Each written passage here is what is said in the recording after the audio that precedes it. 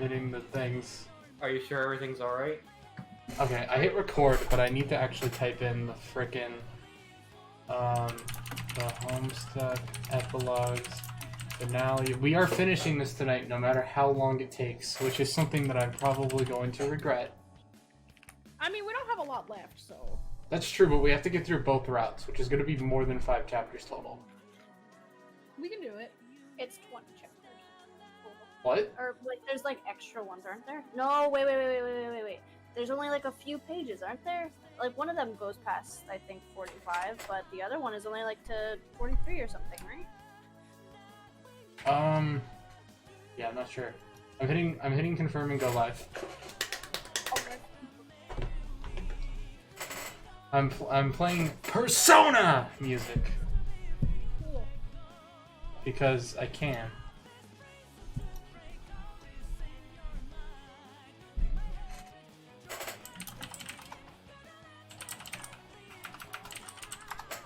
Yeah, Candy only goes up to 41, and then Meat goes up to 44. Okay, that's good. Bitch, we'll be fine. Wait. 2 extra chapters. That's it. Bitch, we're gonna be okay.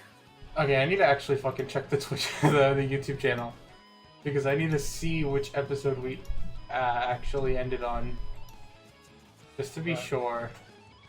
Oh fuck! The backups have 27 views. That's cool. The 41 for me. Okay. Okay. Yeah, I know what's going on now. Hey, what page are we on? I linked them before all the Twitter posts. Yeah, before all my crap. Which one are we reading? We're on Candy right now. Oh, okay, I'm gonna go. No one is here. One person is here, I think. Oh. Welcome. I wonder if it's just one of us just lurking. I don't think it is. Hang on. It didn't show that I don't think Fi was here in between the last time. I don't remember, but I refreshed the notification. So tonight we're gonna finish the epilogues, and it's gonna kill me. You're gonna be fine. Finally. It's gonna kill me. You're gonna be fine. I'm gonna die tonight. You're Finally. not. Okay. Of what music should I play? I should probably be playing Homestuck music, right? No. Yeah. No. I could play Stockholm Syndrome. That's technically Homestuck. I mean, it's all RJ Lake. I still can't believe that I have a fucking 413 song album. It's literally 11 hours of music. Oh my god. Fucking phone. Shush. I couldn't even sit and sleep for 11 hours, and that's... Yeah. I could.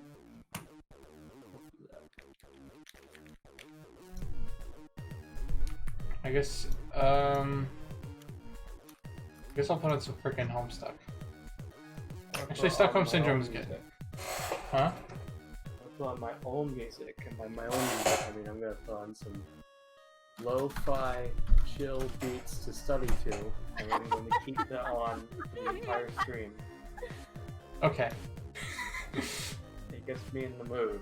It's very easy, like me. Alright. Gotta set the mood. So I think it's time to start the beginning of the end. Let's do it. Cool. Candy 40. Hello. Oh shit, I should move my mic down. That's probably a little sweeter to listen to. I'm probably gonna fucking cringe at this audio when I listen back to it because my AC is gonna be loud. But I whatever. swear to God, I thought you were about to say, I'm gonna look back at this audio and cream. I'm gonna. I said cringe. I very clearly said cringe. Like an, I heard cream. Was the cream. what an epic fail. What? You are us. Okay. I This don't is going in my cringe compilation. Okay. We're gonna stop bullshitting. Sure. We're gonna stop cringing. We're gonna stop screaming. From atop the tallest bell tower in the Carapace Kingdom, the sky looks like something painted by a crazy person. The fierce lights of war on the horizon stain the sunset in unnatural hues. Ultraviolet pigments of red and purple slash through the atmosphere in the harsh, jagged strokes. The cracks in the sky above are a deceased shade of green, bright bolts receding like lightning in storm. Dead jade, host to the cherub spirit, floats at the apex of the tower. The blitzkrieg above makes a kaleidoscope of color between the black stripes on her tights. Is red ultraviolet? Huh? Is red ultraviolet? I I mean, didn't graduate high school. I would interpret that as more of like a like fucking Dirk's color. Oh. Orang? The god tier color, the heart color. Oh, that color. Yeah. Oh, That's how I would interpret that Maroon. personally. Yeah, except bright. maroony. Okay. I guess. Yeah, sure, bright why and not? fucked up. Whatever. Like Yeah, no, I octane didn't colors. graduate high school, so that I wouldn't have to answer questions like that. I graduated high school. Now I can answer these questions. I did, and I still can't. My brain is Technically I did, but that wasn't me up on the stage. So who knows who got that diploma? Oh shit. Someone stole your diploma. Yeah, and they looked like fucking shit doing it. Oh damn. Aurelia glides up to meet her, having left Solix on the balcony. Above in the sky, a hole has opened up. One so big it fills the entire radius of her vision. Oh, that's very dramatic. The dead cherub says nothing. Aradia lifts in front of her face and looks into her eyes. Or flits in front of her face and looks into her eyes. They're the same black as the vortex above, so absolutely dark that they reflect no light. I think I understand what's going on now. Do you? I mean, I think I understand what I was seeing when I watched as everything broke apart and got swallowed up by the black hole, which is where I ended up too. That black hole. That's basically you, right? Yes. And when you speak of your brother, that's Lord English. Yes. And he's dead. Not just yet. Oh, then where is he? Hmm. I see. Going to keep us in cryptic suspense as usual, are we? That's fine. Yes, it is. I did think it was odd that we ended up in this timeline after all was said and done. Such a strange and unremarkable place to be after witnessing such awesome calamity. There's something... Aradia pinches her thumb and forefinger together. off about this place. Just a little bit. Yes, you would think so. Lesser beings have so much trouble perceiving divinity in the uncanny. Lesser? You have proven yourself a valuable servant, a pleasant and pleasant company. But yes, you are lesser. Okay, well, it could always be worse, I suppose. You said that we were the lucky ones, if I recall correctly? All in this place are luckier than those who are not, in a certain way. But what way is that? The people on this planet seem so... Well, I don't know what... I don't want to be mean, but is that the paradox of living in a utopia? When everything is perfect and your every need is met? Is it natural for people to start crossing blades at imaginary enemies? I doubt that's what troubles you about this world. Oh. What you described is a state of empirical ennui resulting from the material circumstances here. But the material circumstances of this world have no objective existential value. This world, unlike the canonical horrors from which it is hermetically insulated, will always fail to meet the combined criteria for truth, relevance, and essentiality that would endow this realm with any real gravity. Its own naturally occurring supply of gravity, rather than the artificial supply I have given it.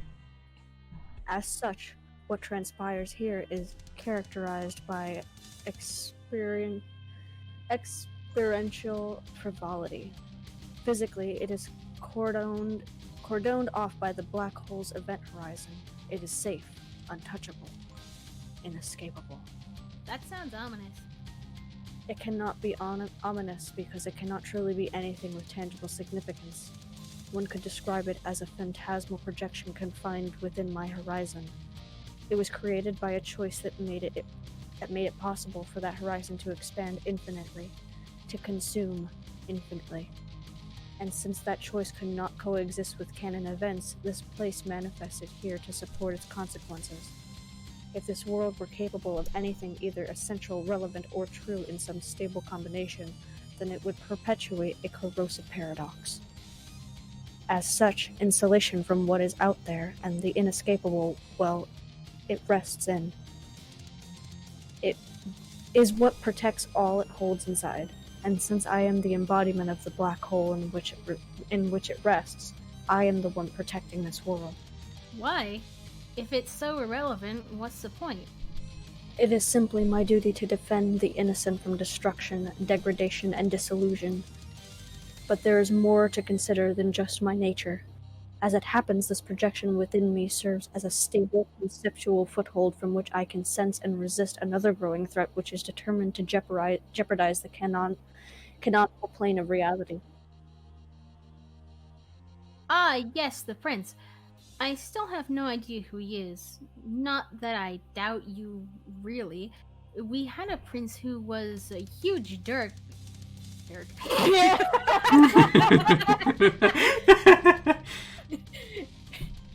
We had a prince who was a huge jerk who destroyed everything he touched. The prince I am referring to electively removed himself from this reality in order to strategically consolidate his power. He cannot threaten this world, and yet, by sequestering himself elsewhere, has become infinitely more dangerous. What makes him so dangerous? I mean, what exactly is it he can do which is more destructive than what I was seeing just before I came here? He could be a shitty writer.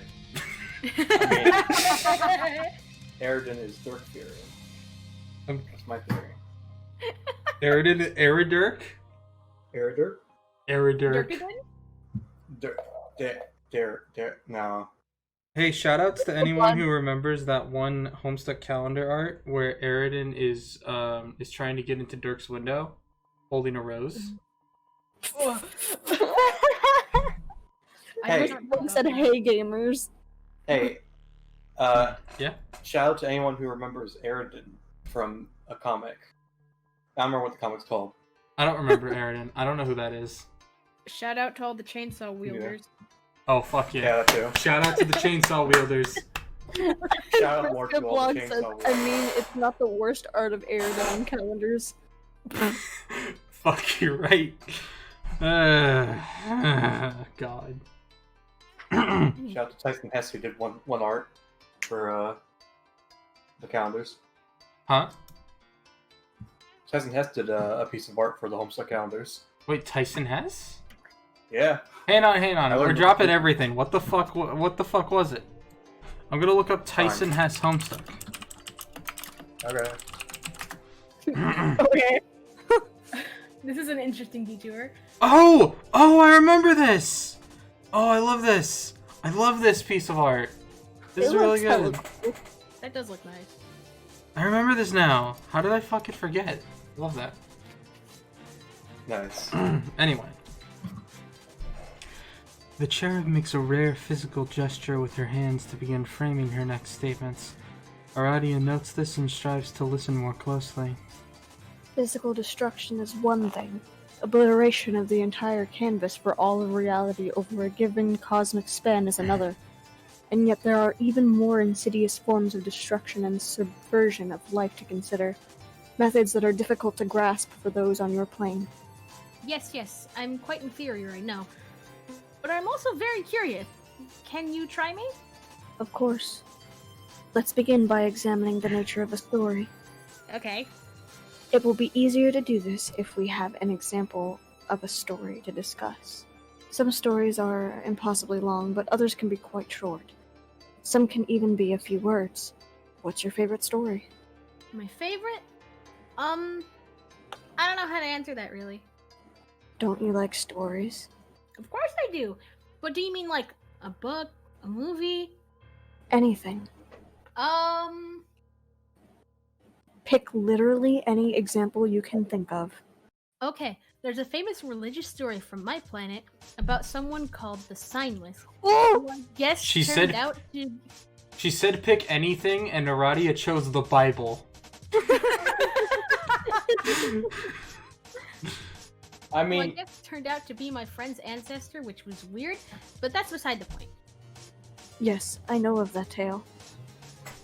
How would you tell his story, if you were trying to be as brief as possible?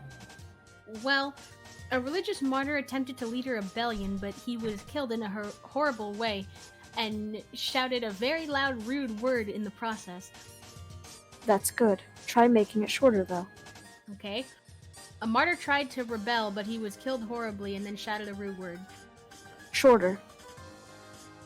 Wow, a martyr rebelled but died and shouted rudely. Shorter.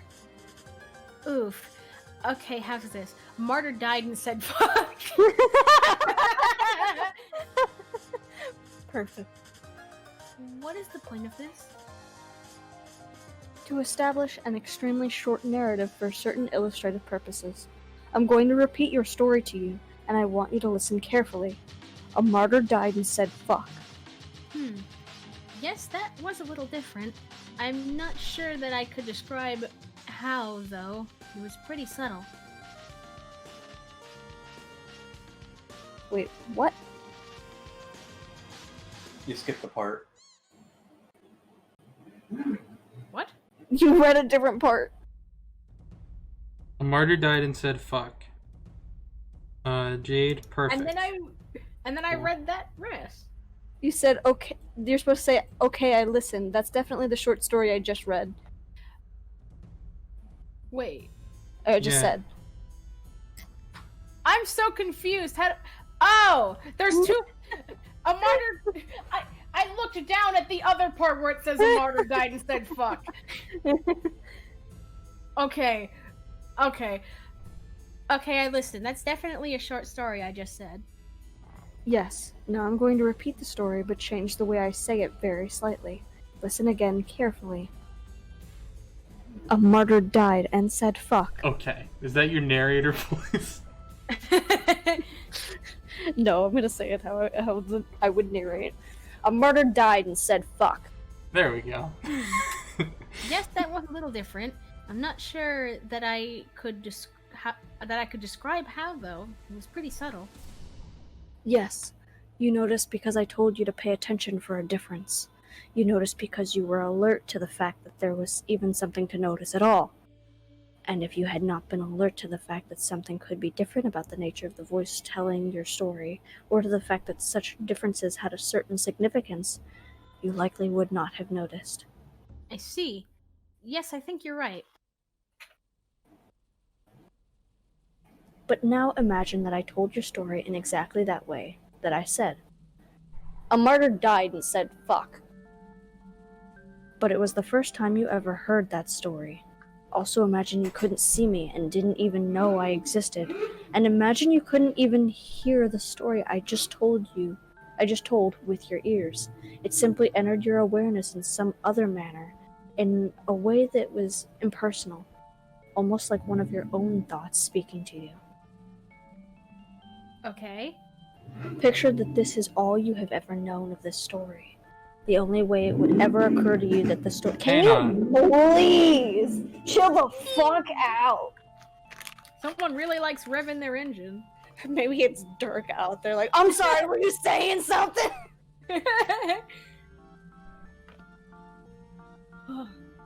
Picture that this is all you've ever known of the story. The only way it would ever occur to you that the story could be understood by another. And then one day, you meet me. You look me up and down and regard me as the the secret, specific individual that I am. And I decided to tell you this story again, using my own voice, and it sounds exactly like this. A martyr died and said fuck. Huh. Does this change the way you perceive the story you were originally familiar with? I guess a little bit. It's certainly a different way of hearing it, but at least you didn't change any words, so I guess it's not all that different? Exactly. I didn't change any words. But then, it was a very short story I told, wasn't it? Sure was. Now imagine it was much longer, and that was only the first line. That's easy to imagine. His was a long story. Quite true. A story as short as the one we've been using cannot accomplish much when it comes to guiding and manipulating one's awareness and emotions. It is compact, ostensibly commanding a simple and meditative moment of reflection as a short poem might. The narrative it delivers is frightened with inference.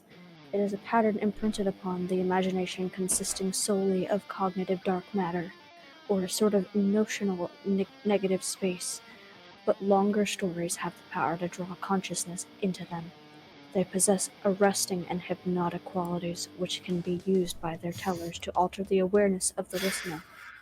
Again, I'd like you to imagine this is the only way you've ever known the story. But then it continues. A martyr died and said fuck. His final howl of profanity reverberated through the ages. It inspired his devotees during the darkest times of a brutal regime. His lessons were guarded, kept secret, imposed in the shadows of tyranny. A vision of peace would inspire those who'd never conceived of it. And though his death was gruesome, it opened the world to a feeling of hope. This hope echoed through the ages. It gave the disciples the strength to persist as they perished in droves. It was the only light to shine on a dark planet for millions of sweeps. And if you are one so devoted to his teachings, who sees truth in his words, it may be said with great authority that you are wrong. You are foolish to believe his lies.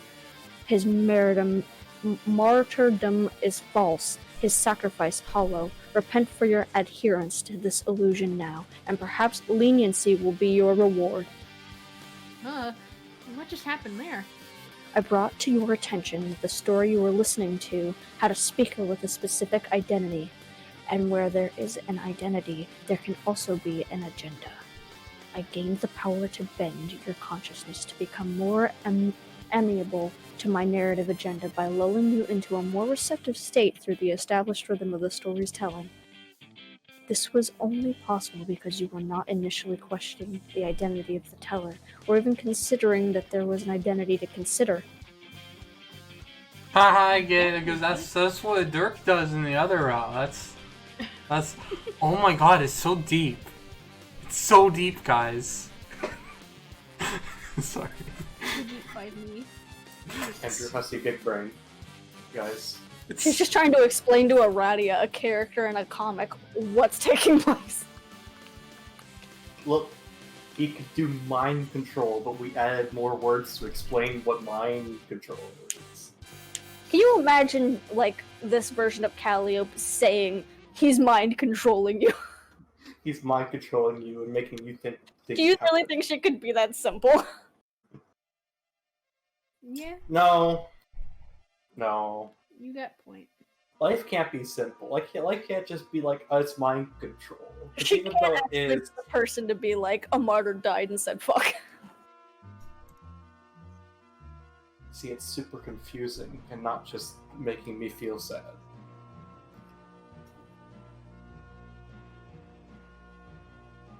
We were at, I guess you're right.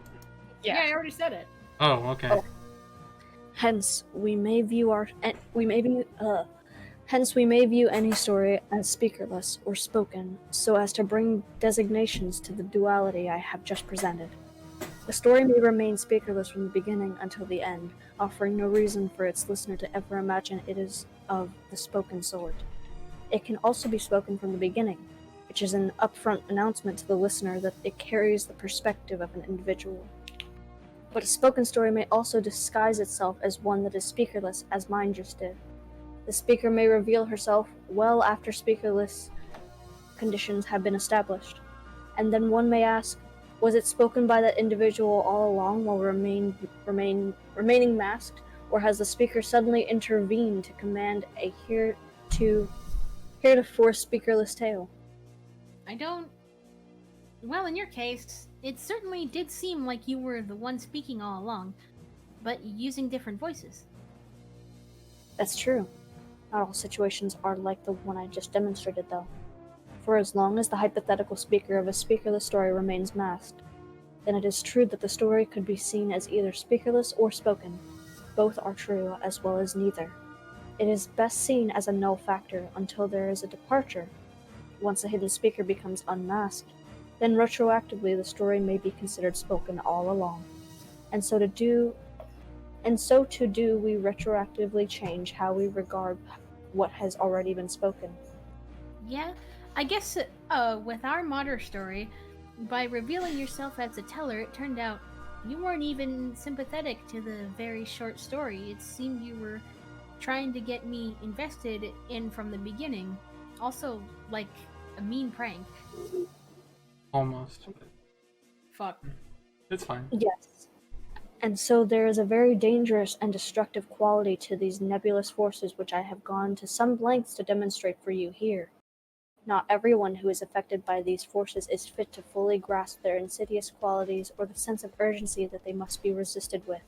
This is the sort of corruption I now must dedicate my existence in this new body to ending once and for all. The cherub falls silent. Aradia takes this to mean this lesson of sorts has ended. She ruminates on it all for a while before speaking again.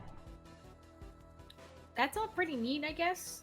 So, does this stuff have anything to do with this big hole that just opened in the sky? No. Then, what? What are we doing here, oh great muse?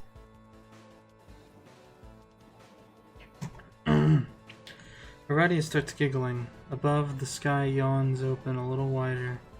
Aradia waits, but gets no response. Even now, when you're being uncharacteristically forthcoming, you're still impossible to talk to. I understand that, though. I was like that when I was dead, too. Like what? Irrepressibly cryptic. I see. So, can I at least take a guess? Yes, He's coming through there, isn't he? Your brother. that's correct. Are we in danger? He will certainly be very angry, but he will also be wounded, and even on his best day, he would be no match for what I have become.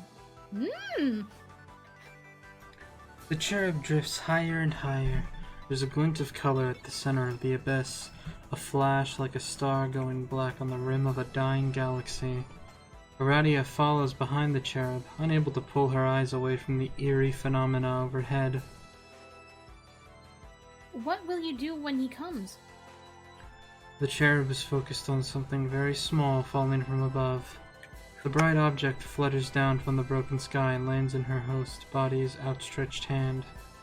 It's a feather, burnt at the edges, flickering orange and green. Consume his body. Absorb his essence. And then using this host, I will generate enough power to move beyond the staggering pull of the event horizon encasing this world.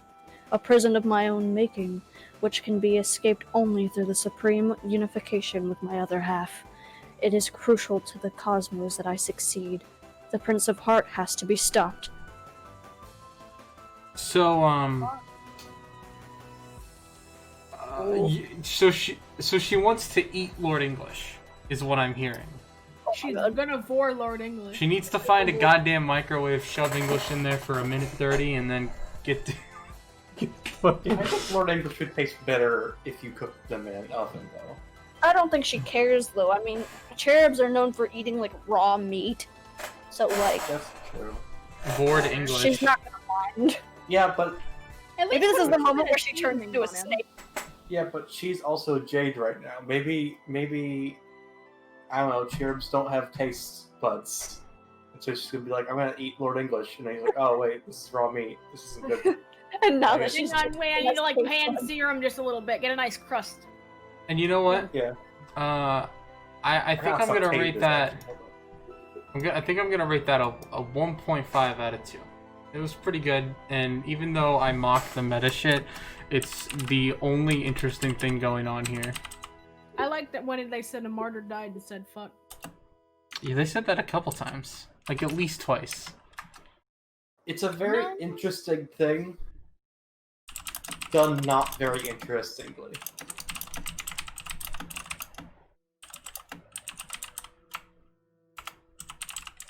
That's what I would say. It's the kind of thing where, like, hooray. Vriska's blog has actually been talking in the chat. Yeah, I noticed, but I didn't have a chance to like reply. Yeah, because obviously we've been reading, but here's the opportunity. Yeah. Yeah. I like Aradia too. I agree. They're very good. Arati is very good. Yeah. Yeah. Alrighty, nice. Acknowledge me. They've been the only good character, as well as Solix. Solix has also been the only good character. Hell yeah. Sorry, everyone else has just been bad. Yeah, Arati and Solix are the Especially two best Yandy. characters in the comic. We did it, boys. So I was gonna do this in a linear order. But I kind of want to do. I kind of want to go to meet for just one chapter, if that's all right with everyone. Let's do it. Well, it looks like after that 41, it's postscript. No, I know. I have a reason. Okay. How many chapters of memes do we have? I think it's 4. 4. Oh, that's a number. We're on 41. Okay. So that would be like 3 then, actually, right? Let me just put that in there.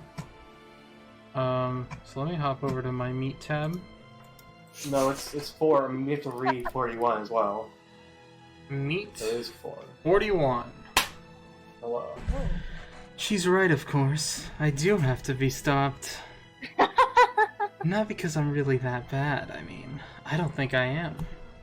I'll understand if there are those who disagree, if my agenda was to try as hard as I could to make sure no one thought I sucked. What the fuck would ever get done? How would I go about taming this world, or shaping reality for the better? And if I didn't bother pursuing those goals, thereby tacitly accepting the untold suffering that resulted from my inaction, wouldn't that make me a bad person? If I try and succeed, I'm a hero, right? And if I try and fail, at least I made things interesting on my way to the grave. There would be a tragic nobility in that. And the way I see it, settling for anything less from my arc would be frankly pathetic. You always sound like you're talking with a smirk. I I am. mean, it's dirt. It's really destroying the stoic dirt character. Really what? But putting a new kind of character to it. Instead of stoic Dirk, it's now smug Dirk. I mean, this is like Bitch Boy Dirk, so that makes sense. Smarmy dirt. So yeah, of course I know I have to be stopped. It's part of the How contract. bad may be. How bad can I be? I'm just doing what come naturally. Oh god, me. So yeah, of course I know I have to be stopped. It's part of the contract. What you sign up for when you assume the burdens of this sort of power. Where there is that which must be subdued and suborned for the greater good, there is that which will instinctively resist. That which intuits that whatever's going on here is wrong. Otherwise, intervention wouldn't even be necessary, would it? If reality and those within it were already so intrinsically pliable, so amenable to be deviating from their own nature, the sins of men and faults of God would have no rigidity or resilience. There'd be no challenge in forcing their correction, no reward in ramming salvation down their throats. I know this isn't coming cheap, what I'm trying to do. The cost of it is knowing I need to be stopped. I accept it consciously, and when the time comes, if it comes, I'll offer myself up gladly. But I'm not a fool. I know what accepting this cost really means. Through any objective narrative faculty. No matter how I rationalize things, how grandly I orate my supreme designs, or how indulgent and self-obsessed my concluding soliloquy may come across, I'm perfectly aware of what I've become in all practical ways. I'm the villain now. It's gotten impossible for me to see this as a result, as anything but inevitable. From the day I spawned from a puddle of slime, I want to be a good person. I believe I am a good person, but when you're someone like me, good is never going to be quite good enough. The problem is, I think, power like mine can only make antagonistic intent unavoidable. Who could wield such control over people's choices in the course of events without ultimately becoming the enemy of anyone who notices? Maybe only a stronger person than I could manage to pull it off. Someone like Dave. So when I say I know I need to be stopped, I guess it's just more than accepting my end of a diabolical bargain.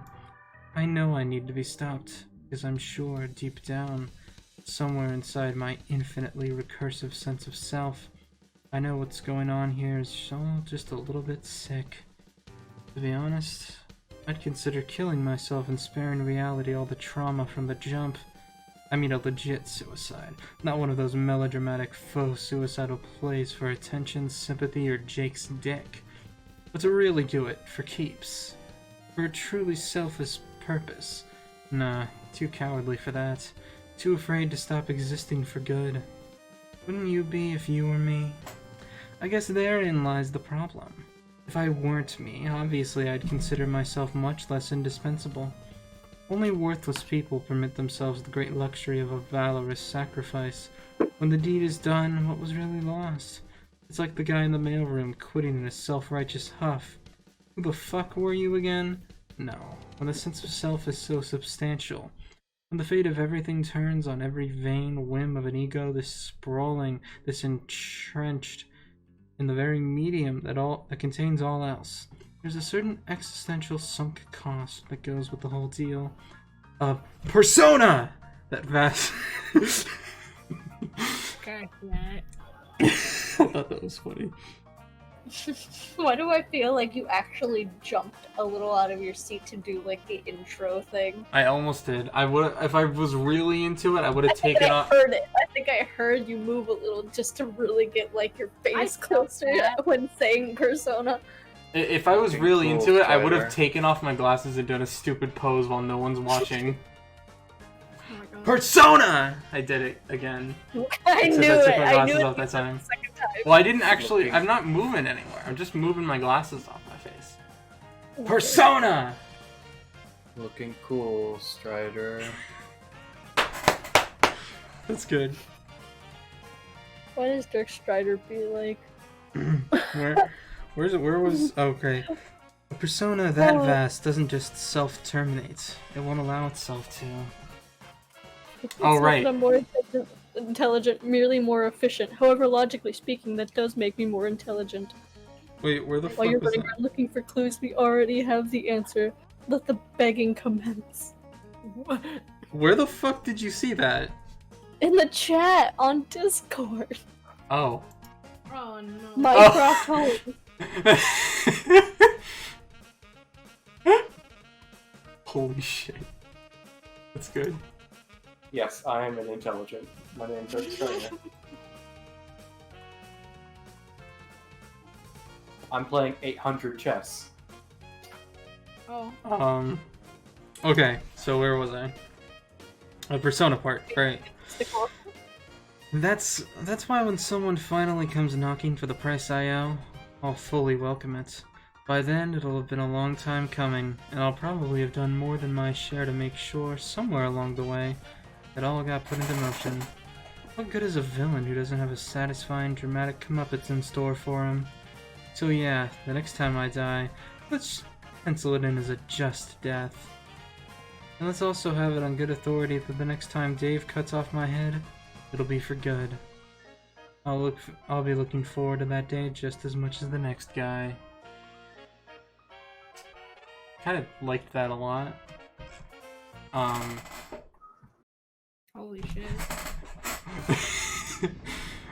That was I like voicing Dirk, and that's We really got a few more huh. Oh wait, for this section, because I don't know, because I've not read this, but the postscript thing seems like something you should read after After like, we you finish complete both meat, of them. Yeah. because there's two Finish? postscripts. I mean, are they the Well, yeah. same? Let's finish both of them, and Do then you we'll like read. glance at like the first sentence of each one to see if they're the same? I can tell you because I've read it. Oh yeah, I've read this. Are they the same? Finish meat. The And- postscript at the end of meat is not the same as the postscript at the end of candy. Okay, that's We'll what have I to need read- to know. Okay, I'm looking at it. And I will say first that sentence- meat's postscript is in candy, and candy's postscript is in meat. Oh. So I think we should read the postscript for meat first, and then the candy one, because it says elsewhere below the horizon for the first sentence of meat, and then it says elsewhere beyond the horizon for candy. Yeah. That's how I would do it. Yeah, so we should finish meat, read the postscript for meat, and then read the candy postscript. Okay. You did start reading meat first, didn't you? So Yeah, we started reading meat first. It'd be kind of right to. Well, I started reading meat first, but Yeah, you did. yeah. That's what I'm saying. We should finish it with meat and then finish it. I like that idea. So I gave the last one a 1.5 out of 2. I also gave this one a 1.5 out of 2. But for this one, I said I'm so fucking thrilled at what a horrible villain speech this is. This sucks so much. I loved it. Which is pretty much how I felt for any part of the epilogues that I've liked. This sucked so much. I loved it. You just like dirt. Okay, well, shut up. Dirk would be a terrible villain if he didn't have the ability to do the brain thing. You would. He I would think be a what we're all terrible trying to villain. say is that he's a great villain. No. Is he? I Is don't- he really? Is he really? I think you're all trying to admit that he's a good villain. He's No, not a no, good. No. person to be a villain. Here's the No, thing. hear me out. Hear me out. He's a shitty villain with a god power. Okay. Yeah. I want to say he's a shitty villain that the only reason any of us would give a shit is because we know him from Homestuck. It's like, man, this sucks. This guy shouldn't be like this. And we all know it. We all know that this isn't right. And that's the point, but also the point isn't good. And which is the case for any time the epilogues have a point about something. Here's how I isn't feel it, like... Go ahead. Here's how I feel about villains.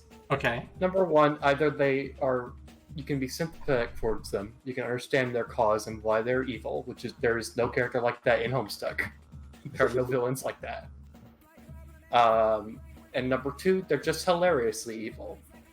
Lord English, Caliborn, Jack Noir. Jack Noir literally, the reason why he exists is because of a clothing dispute with the royalty. Yeah. Yeah. That's funny. It's I good, would- yeah. Wearing this hat. Die. So yeah, this is none of them. I'm not having fun, and the reasoning for this person to get really all up and antsy about I'm gonna go and be evil now, I've turned to the dark side, is not good. Oh, it's because I combined with all the other versions of myself. Okay. Have fun. It's like he sees himself as the author, which no. I gotta be the bad guy now because I write the story. Be me bad now. How bad can we be? Me be very bad. Me just- bad. How much? The epilogues occasionally have good takes, but like you can get the takes better somewhere or better elsewhere. You get the takes better elsewhere. Not worth it. Yeah, I agree.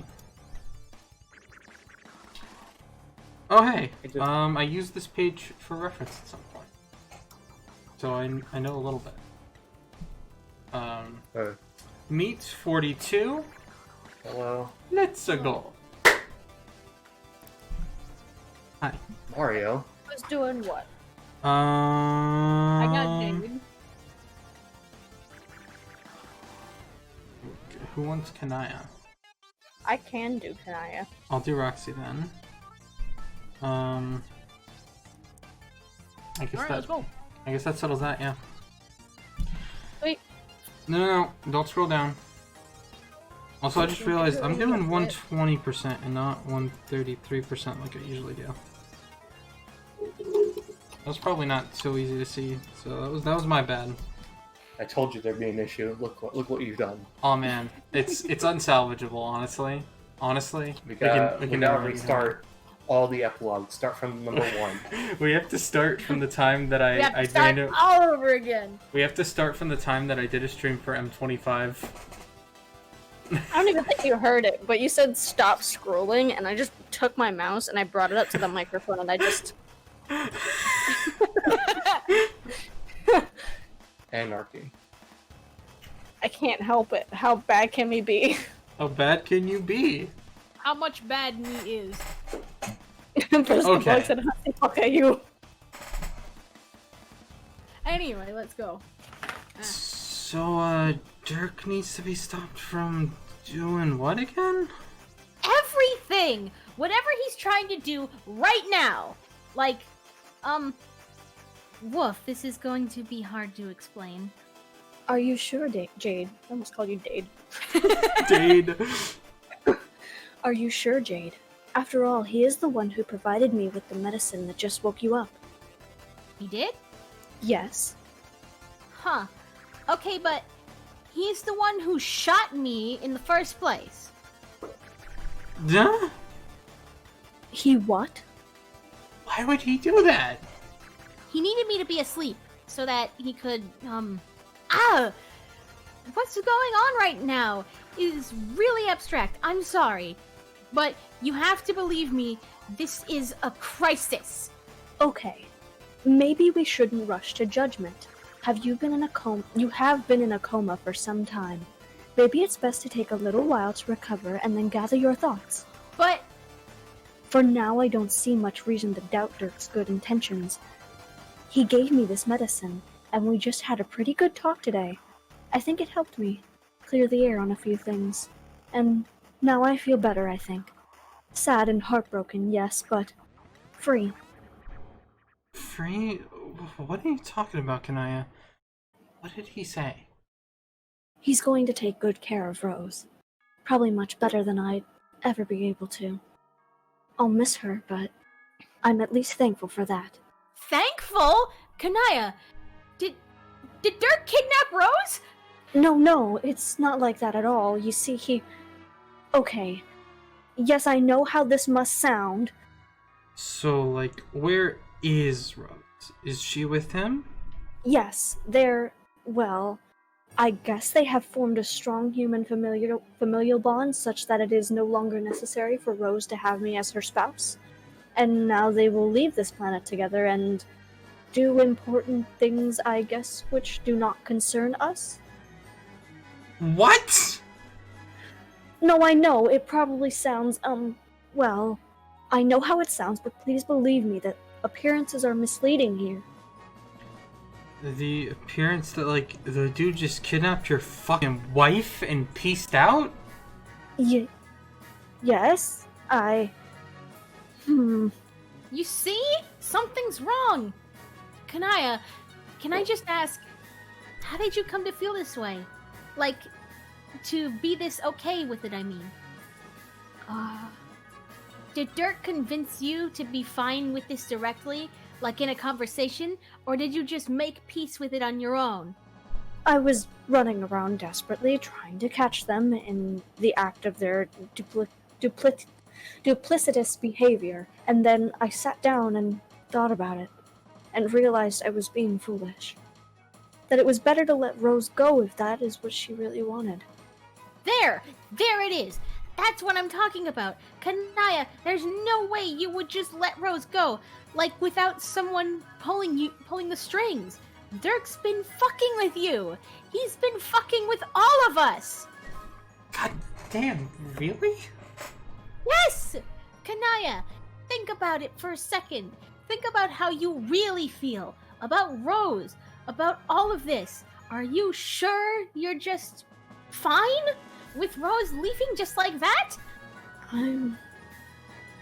It's fine, Kanaya. Why don't we just say I'm invoking the mercy rule here? Jade is onto me, obviously, but I wouldn't have even let her wake up if there was anything you all could do about it by now.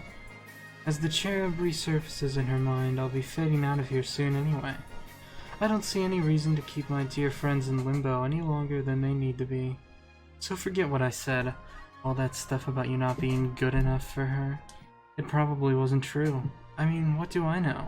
How worthy you are of another's company is just a matter of the choices you make, right? I'm sure you could figure out how to prove your worth to her if you really tried. For now, the only thing that matters is to acknowledge it's too late for any of that. Wait, I don't. I'm confused. Uh-huh.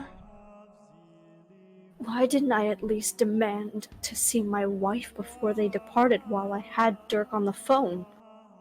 OMG, you didn't even see her before she left? No. At the time, it didn't feel right to ask, I guess. I was so devastated I thought that I should just... I don't know what I thought. What was I thinking?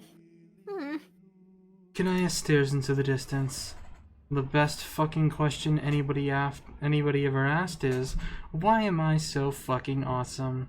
I believe I've recently provided more than enough material to supply an answer to that question, but Kanaya may have just asked the second best fucking question anybody ever asked. What was she thinking?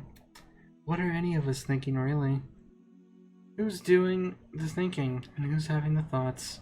The more you study the question, the more it seems all concrete forms of accountability go up in smoke. Her original thoughts were never that important, and the significance of the idea that she was the one authoring them was always a bit overrated. My mission is to someday clear this all up for everyone. Remove the ambiguity, suck the mud out of the water. It'll be a lot better that way, trust me. Have I lost my fucking mind? She's really pissed. Yikes. Couldn't pay me to be in that room right now. Not for all the agency in the world. What has Dirk done to my wife? Whoa. What do you mean there? He did something to her. He has corrupted her in some way. I know Rose. I love Rose. She would never do something like this to me. She wouldn't do it to anyone, not unless she was under duress in some way. It's Dirk. It's always been Dirk. He is behind this. I'll get him for this. I swear that I shall make him pay dearly for stealing my beloved wife. Jade! Oh no. She uses both hands to grab Jade by the hospital gown and starts shaking her vigorously. But she's unlikely to get answers from her that way. If anything, she'll cause her to go silent a lot more quickly than she was about to anyway. She's just wresting the spirit from her slumber. She's just wresting this... Hang on. Hang on. Let me Google this word. I'm gonna give him the benefit of the doubt and see if this is a real word. That's not... To forcibly pull something from a person's grasp. Okay. I gave him the benefit of the doubt and they won. That one's real. We found the first fake typo, everybody! Let's go! Fake typo. Alright, back to resting. Yeah. She's just resting the spirit from her slumber. Tell me everything you know. Why does Dirk have to be stopped? What does that mean? How did you learn all this? Tell me your secrets, damn it! Kanaya, please to stop shaking me. I'm sorry. When I was asleep, I saw things, and was visited in my dreams by the old muse who once helped us, Callie's ghost double, and there was so much. All these memories from different timelines and such, sad memories, visions of death and sacrifices, a great battle with Lord English. It was so overwhelming and hard to make sense of. Yes, but what about Dirk? I'm trying to get to that. The thing with Dirk is It's happening. Roxy notices it right away because she's seen it before. And now Kanaya sees it too. A distant look in her eyes as she trails off. They get cloudy, turn gray, and then fill in completely, as if jet black ink were flooding the vitreous bodies of her eyeballs. Jade isn't here anymore. And with that, I'll be getting my hat and coat, so to speak. No use lingering around here much longer. The cherub is already beginning to drown me out. I can feel it. This time, I'm ready. Jade. No, not again with this shit. Jade, no, please snap out of this grim condition of sorts. I need you to tell me what you know. She's not going to tell you shit. Not for a good while, anyway. It's up to the cherub to let go of her now. But I doubt she'll do that before I'm light years away from this planet. She'll keep jamming my signal. I won't dare risk stopping until she knows I'm at a safe distance. Kind of a catch-22, right, Kanaya? The one who's protecting you from my narrative influence is also blocking you from getting any answers. Not that you'd even know what to do with them. They will know what to do when they are ready. Sure. They'll just hop in a spaceship and go on a wild goose chase trying to hunt me down. I know that already. It's really not rocket science, except for the fact that it literally is. Kanaya, please be chill. I've seen this before. There's no breaking her out of this. Except, I guess doing what Dirk did? Shooting her and waking her up. Man, poor Jade. Yes, poor Jade. Poor me. Poor Rose. Poor everyone. Fuck Dirk. Ah! She picks up the heart monitor and throws it out the hospital window. Holy shit. She picks up the heart monitor and throws it out of the hospital window. Oh, yeah, I guess I don't need to fucking do this anymore. Don't worry, I'll bow out. Seems like you got this from here. Go now, Skullgirl. And with that, I leave because without Dirk, there's no point in me being here. there's still more Dirk. It's kind of funny that he called her Skullgirl because it's also kind of my thing. What'd you say? I didn't hear. You didn't hear it because you ran off. I mean, I still had my AirPods on. Dirk called somebody something. Skullgirl. Oh, okay. The monitor smashes on the pavement below, shattering into 1,000 pieces. Spectators gather around and look up. Roxy is looking out the broken window with an apologetic demeanor, a hand to his mouth. Kanaya drops to the floor and begins weeping again. She feels the sorrow anew from her wife's departure, with a sense of rage and pain unshrouded by the veil of the prince. Neither she nor her friends will have to worry about him anymore, as long as they remain on this planet and under my protection.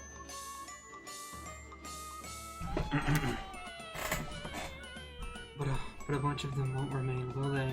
They won't be able to help themselves. You know that. He has to be stopped. He has to be stopped. Huddled on the floor, she repeats this pledge to herself. Theoretically, he could be stopped before he leaves, if they hurried. They would need to know what to do, where to go, and to have the motivation to do it, but time is short. I could push them to with a certain degree of intervention, but I will not. My unwillingness to do so is what separates me from him, and what corporeal life needs now is someone presiding over them who is nothing like him at all. That's a nice line. I get why you'd want to dial up the drama, making your grand re-entrance and all. But the fact is, even if they wanted to, even if you brain-fried them all to become your own personal cherubic puppets and sent them on the warpath to come get me, they'd still never catch me. You still don't get it. I'm already gone. And with that,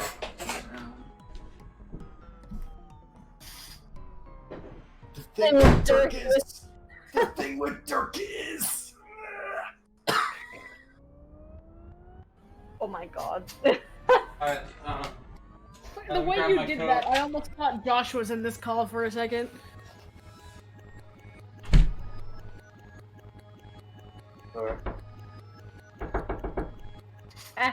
Hello. Ooh. Come in. Oh, okay. Welcome. I'm back. I kicked Dirk out of the house. Oh. Yeah, let me in. Let me in. Let me in! So what would I rate that chapter? I think Dirk is pretty fucking stupid as a villain. No, bring Dirk back! Yeah, so that gets a 0 out of 2. I need more ASMR. Dirk ASMR. I like seeing Kanaya angry. It's very good. Horrible. Worst chapter. I'm completely justified. 0 out of 2. Imagine Rain just not liking Dirk Strider. Exactly. Oh, you don't have to imagine it. It's me. Get the Look, kill the non-believer. My name is Hadron. Beat the You can follow me on non-believer. Twitter. I do. Okay, good. Dirk would be like, "How can you hate me? You follow me on Twitter."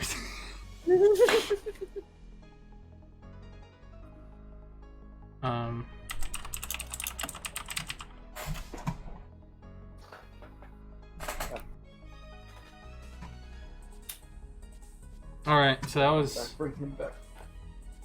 So we're finishing neat, right? Yeah. Hmm?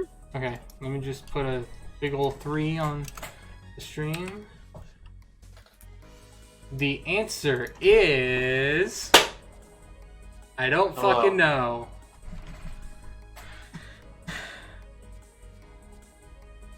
Wait, what? There's a real Epilogue 8? Shit. They made 8 of these. Is that Ranny in the distance going, what? I'm confused. Yeah. We're on Route 8. What? I How mean, does Alt I Cali could do- try. How does Alt Cali do the narrating thing? I don't know. How does Dirk do it? Because he has I special guess. art powers? It's called power. I guess I could try the whole ASMR thing for Alt Cali. Do it. Alright, Yeah, alright. Yeah, bro, do it. Here we Epilogue 8, Neat 43. I'm gonna completely not even have my headphones in after I read this, so I can really focus on the Oh boy. ASMR. Make sure to try and de-S your voice. Oh, sure. De-S it. Alright, here we go. Later that night, Jade had been moved from the hospital to the troll Wait a room. minute. She now sits in a wheelchair, remaining in perfect silence with her dark eyes open to maintain my transmission. Roxy and Kanaya rolled her into the living room of Dave and Karkat's hive earlier that evening. This is where they all sit now, discussing the day's troubling events. Roxy is using his phone to pursue leads on the whereabouts of the prince. Somebody else is voicing Roxy. Why? What? As in, somebody that's not me. Why though? You can think about it if you need to. Okay. Because you don't want to read this anymore? Okay. It's not... Alright. I understand. Me too. I'm going to bed. Good night, That, everyone. no! No!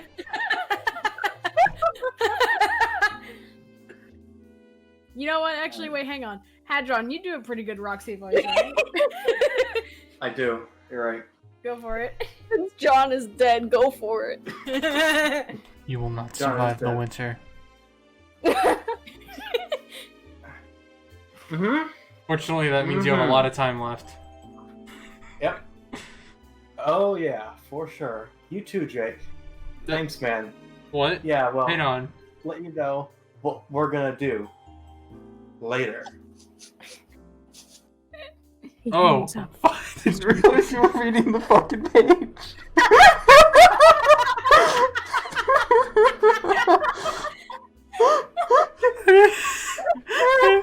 I was so confused. I gross. Okay. I mean, to be fair, it doesn't sound like a sentence. It doesn't sound like anything. Yep, oh yeah, for sure. You too, Jake. Thanks, man. It just sounds like you're just like you're only half paying attention to a conversation, so you're like, yep, totally. Bet June thought you were on the phone. I mean, this is, to be fair, I think Roxy is on the phone, so to be Yeah, fair. so it's perfect. Yeah, that's That what was we're the saying. idea. That's why I was confused. Well, I have good news. I'm the best voice actor ever made.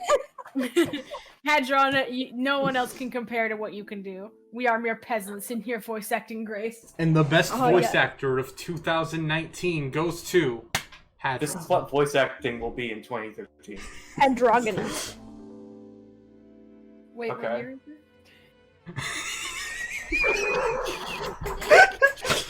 Hang on. I need to hang on. We can solve this mystery. It's okay, Scooby-Doo. We're gonna What's a Scooby-Doo? what I mean, if you want me to do an actual voice, the only voice I have I figured is it the out. Palpatine voice. I figured it God. out. You can't see it on stream, but I figured it out. That's the worst 2013. time. Actually, I can see it on stream. Oh yeah, we can't. Oh, no, we can't. In If the you want me to do an actual There we voice, go. I can do my Palpatine voice for Roxy the whole way through. no. Actually, go ahead. You know what? It fits perfectly. Yeah. Oh yeah, for sure. You too, Jake. Thanks, man.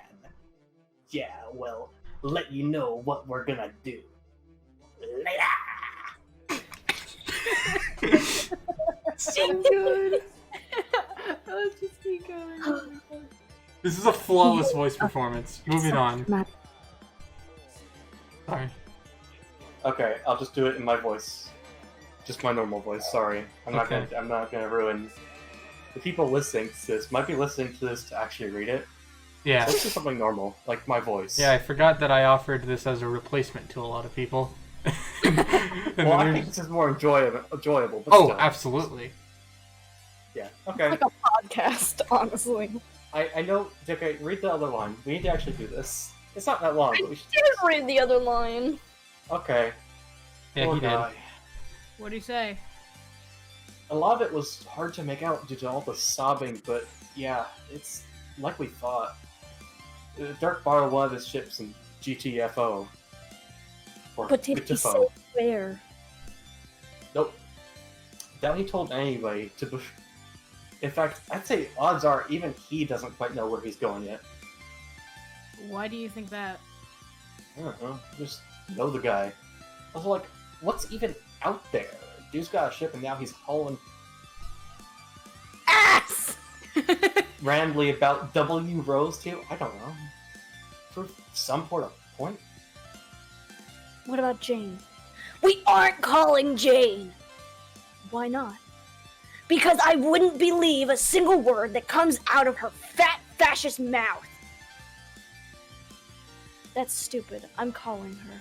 I dislike the woman as well, but I will leave no possibility unexhausted in striving to rescue my wife from that madman. She takes Roxy's phone and presses Jane's name into the contact list. She moves to the far side of the room to speak while the others continue conversing. So, phew. Dave makes a noise humans sometimes do by expelling You're air a little through close to the mic. Just a little bit. the I want to like back up. I mean, they're doing the ASM murmur voice. Oh, Yeah, frick. it's That's as right. the asthma. The ass It's smear. near. The ass smear. Mm-hmm. Audio stimulatory music Team. representation. I don't know. Audio stimulatory music team. Okay. Yeah, I'll make that.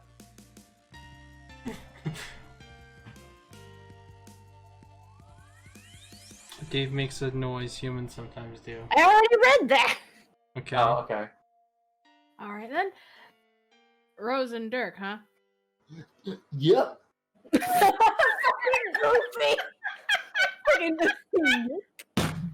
Alright. Rose and fucking Dirk. Damn. So are they, like... Man, I'm never gonna hear the end of it if I'm the one to ask this question, am I? I've had too many fucking goofy, dumbass, foot-and-mouth family blunders to the guy asking this fucking question. And yet here I am, asking it.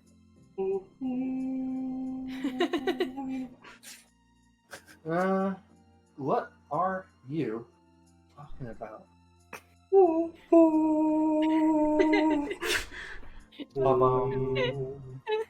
know? Shut up! Dumbass noises over there. I was hyping up the worst question I've fucking seen. I know. You know, are they like together? No, they're roommates. Hang on. What? Hang on, I need to And put they on were a... roommates. Just save it for the part where I get to say it's a dumbass question. Great. There's good parts of the fandom, and I'm just gonna play this audio file. You're like, dude, let's do some comics, let's do some music, let's do some fucking voice act. That's fun. Then it's like, hey, what about we just be super cancerous and make like a bunch of shit? But you have so much other stuff you could do, and you have good like music people who are willing to do music. But like, what if we made memes? What if we made memes? Yeah, that's fun. Is I think the takeaway of tonight. Okay, moving on. What'd you play?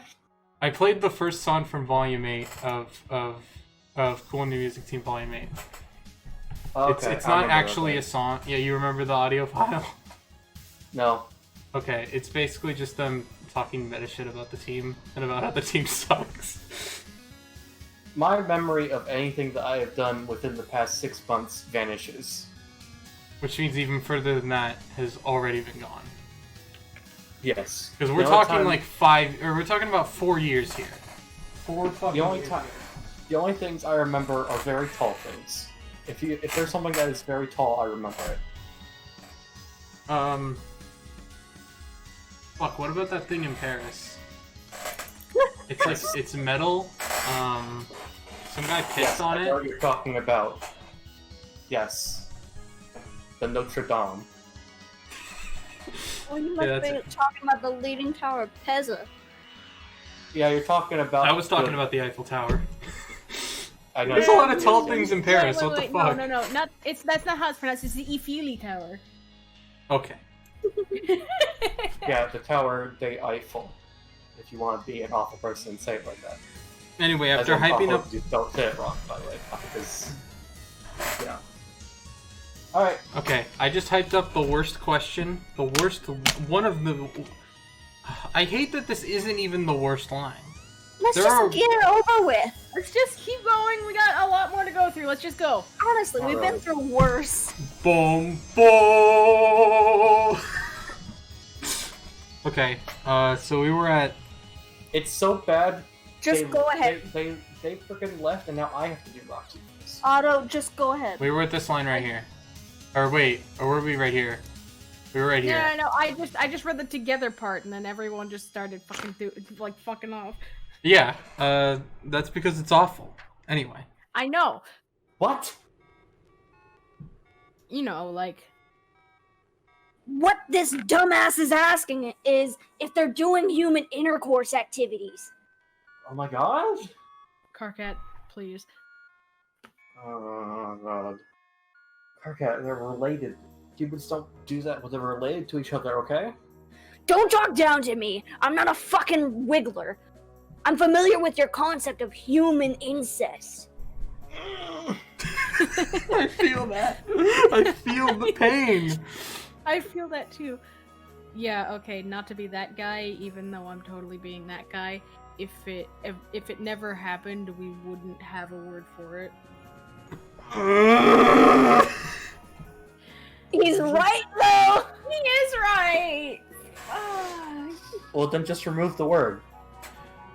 The answer. I solved the problem. Incest will never happen again. Just take the word out of the dictionary, then we'll be fine. We'll all be safe. I removed the word crime. Can we Oh not? my god, Hadron abolished crime! Yay! Let's just get it over with! Let's Come proceed. on, guys! Let's go, let's proceed go. so we never have to think about this again. Guys, let's just get it over with, and then we Go, can go. forget about it. It's like school. Go, go, go! I really don't think. I mean, You really don't think? wouldn't. Neither do I. Yeah, me neither. There's God no damn way. it! Let's go! It makes no sense. I mean, for one, Dirk is gay. And isn't Rose gay too? Yeah, both of them are gay. Yeah, IDK if anyone knows. So anyway, completely unsurprised that the Epilogues would make a joke like this. Anyway, moving on. Yeah, IDK if anyone, if anybody knows what Rose's deal is exactly, of all of us who could have ended up eloping to have illicit incestuous relations, they definitely would have been the last two I'd have put my money on. And yet, it sure is real fucking weird that they seem to have gone off and done, isn't it? Don't even say that. Just thinking about it makes my skin crawl. You guys are so fucking weird about this. Like, seriously? That's the issue here? The shithead went and stole Kanaya's mate sprite, apparently by mystically underhanded means? There's practically no limit to the dimensions we could be getting angry about on this. But here we are instead, doing this pointless thing you people always do when it comes to incest. Us people? I know, I'm a fucking xenophobe. Let's just all agree I'm a big shitty xenophobe about this and move on.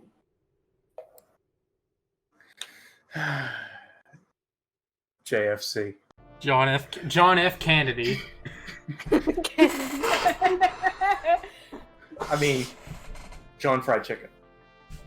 Let's go. Hey, Kanaya. Hey, Kanaya. How's that phone call going? Jane's chief of staff has put me on hold. It seems my solicitation does not register as a priority in this administration. I cannot say I'm surprised. Tell her to register my heaving bulge as a priority! I will not tell her that. Anyway, you guys are all so fucked up about this. That's all I'm saying. This is objectively not the worst thing about this scenario. It's not even a remotely notable factor. Why are we even talking about this? It's so fucking performative. Is there something you're trying to prove by constantly competing to be the most scandalized by your own completely arbitrary social I constructs? really don't like what they're trying to say using Karkat as a mouthpiece here.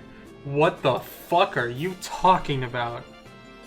He's from a different society. I where- understand that, but I can't stop thinking about it in the context that someone had to write this. Someone had to write this and think, this is a good idea to write this. This is They a had good to idea write to... that opinion, though. Huh? Look, instead of talking about the issue, look, they're talking not about the issue and they're talking about something else. Isn't that dumb? Look, Karkat's gonna say it's dumb, so it's dumb. Guys, look. It's dumb. Yo, Alright, dogs, let's I continue. know we get up to some jank barrel bottom as convo sometimes, but with this one, ID even K anymore. I know you're an alien and all, but in these dire straits, can we maybe not riff on that subject of Fucking. incest?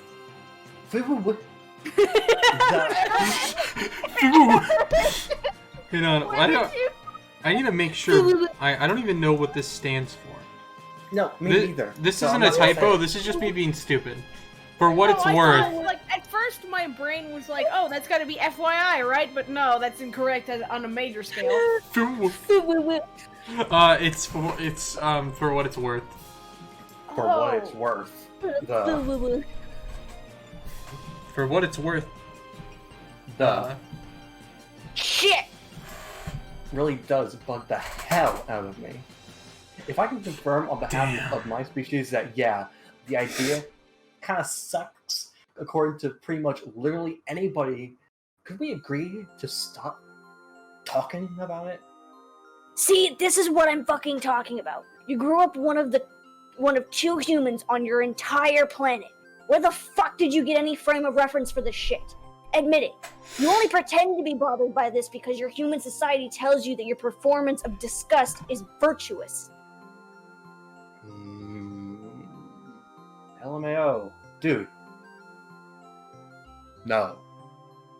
Also, excuse me, but can I just fucking ask? Since when did you start cosplaying as Dave? Dude, What? LOL. do you even fucking know anything? You're a ham-brained boner.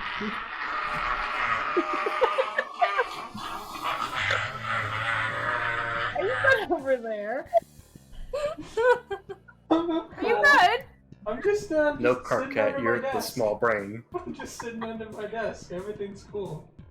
Alright, cool. I'm gonna keep going then. Yeah, keep You're No, a Carcat, ham-brained you're a Also, I small just realized there brain. could be a bug down there, so I'm gonna not do that. You're a ham-brained boner stooge who doesn't know anything, aren't you? I'm very sorry, Roxy, that my ham-brained boner stooge of a boyfriend doesn't know fuck all about Jack Dick. It's okay, he's like... Fucking. Right. I get mistaken for you, like... Well, it's been happening. I should have known. LMAO. I really thought that all the pink I'm wearing would help with that. I don't know. I'll keep messing with it. No, you look great. Like, super duper duper great. Just perfect, like I could not possibly be more proud of your fashion choices. Christ. Dave, it sounds like you're about to kiss your mother just to prove me wrong. Exclamation point, exclamation point. First of all, Roxy's not my mother anymore. Wait. Roxy, did we actually decide on the protocol on what I'm supposed to call you? I literally have no comprehension of the etiquette here, because you're technically my bio mom, but it's not as if I literally came out of your vagina or anything. And like, well, considering what's going down right now, I'm not too attached to the sanctity of Dirk being my dad. You can formally replace him as my as my daddy right now, if you want. Wow, the woke master's on a fucking fire, folks! He'll be here all night! Oh, Stifu, is your problem? Why I just are want to let you guys acting know like this is the music I'm playing right now. this? It's sending right now. Oh, thank God. Hey, you have it on loop? Yeah, I have it on loop. Oh, thank God. Yeah. All right, continue. You should put the Sonic Forces when you freaking die with like one of those mission screens. I Mission genuinely... levels. Hang on. Is that on Spotify? That's like a 5-minute loop, or not 5 minutes. It's like a 5-second loop. Just have that looping for the whole time. Don't actually do that. It's literally a 5-second. Is it on the soundtrack? Is what I need to know. I don't know. Probably Sonic not. Forces. I'm gonna put. Okay. Fail. Mission failed. There it is, baby. Nope, that is not the button I meant to hit. It's 15. 15 seconds. So we're just gonna be hearing this. Okay, you know what? That's too short. I have to play the other Yeah, one. just play the judge. Yeah, but still, I'm glad they did that. Okay. Go ahead. Okay. What part are we at again? I don't remember. Sorry. I blanked out. I'm honestly blanking No, out. hey, through I all got of it. this. It was the end of like right here. Okay. Wait, what? No, we're not. Or- Oh, wait. yeah, we are not there. Yeah, we are like I just said like oh Stifu. Oh wait. Yeah. Oh okay. Okay.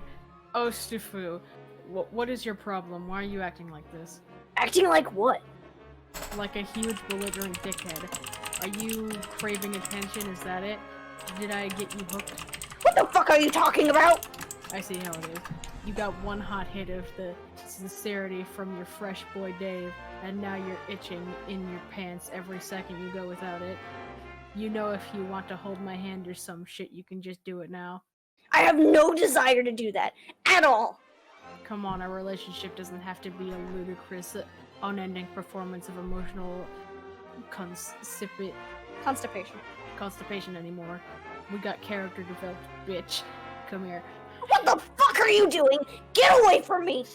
No. Christ, you're like a flighty little muskrat. Stop squirming.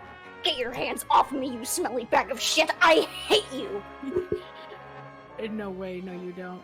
You love me. We're gonna be together forever. Oh my god, shut the fuck up! And I'm gonna profess my undying love to you in the form of a key. No! That sounded like you fucking died in real life. It's called good voice acting. It's called acting, bitch. Yeah, and it doesn't come from any experience with that sort of thing, I'm sure. Absolutely not!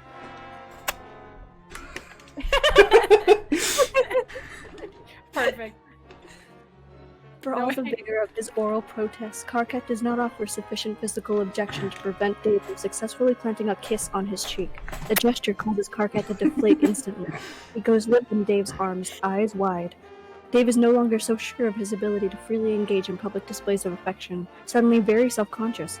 He pulls back, leaving a significant foot of distance between himself and Karkat once they've collected themselves. Dave awkwardly clears his throat. Karkat wipes off his cheek. Both are looking off in opposite directions. Aw, you boys cute. Smiley Hey, face. Hey, can you just forget you saw that? Thanks. Thank you. For what? There was someone that turned that steaming Dog shit!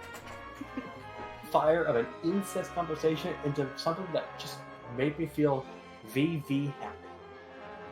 If only for a fleeting moment in these dark AF times. Don't mention it! Kanaya returns to the seating area and hands Roxy his phone. If Jane is to be trusted, apparently she didn't even know Dirk was gone. She doesn't know where he might be headed either. Or she won't tell us. Well, shit. I am so fucking surprised! Alright, then what do we do? I don't know. Hey, does anyone know where the hell John is? Oh yeah, good question. Wasn't he on some mission? Whatever happened with that? That was a Rose thing, and she was cagey as fuck about it. And now she's gone, so we can't even ask her. So, damn. He's not answering his phone. Yeah, I tried that too. Oh yeah, I forgot. John would solve our whole problem, wouldn't he? Just zap us all right into Dirk's chip with his retcon powers. That's how that works, right? Maybe? I think he should be here regardless and catch up with the situation. I'm kind of worried about him. Yeah. I ran into Trezzy the other day and she hadn't seen him either. Oh shit, Terezi's back? What? Oh yeah, I didn't message because... Guess I thought you knew? I assumed that she would get in touch. Nope. Nobody ever fucking tells us anything. It seems like kind of a gigantic fucking deal that Terezi came back to Earth. Kanai, did you know about this? Yes, I also assumed you knew. I'm giving her a call to see if she knows anything about all this. And she's not picking up either. What the fuck is even going on anymore? There is a moment of silence. Though no one in the room is conscious of the fact that it serves to honor their departed friend, the heir will not be able to help guide them to the prince.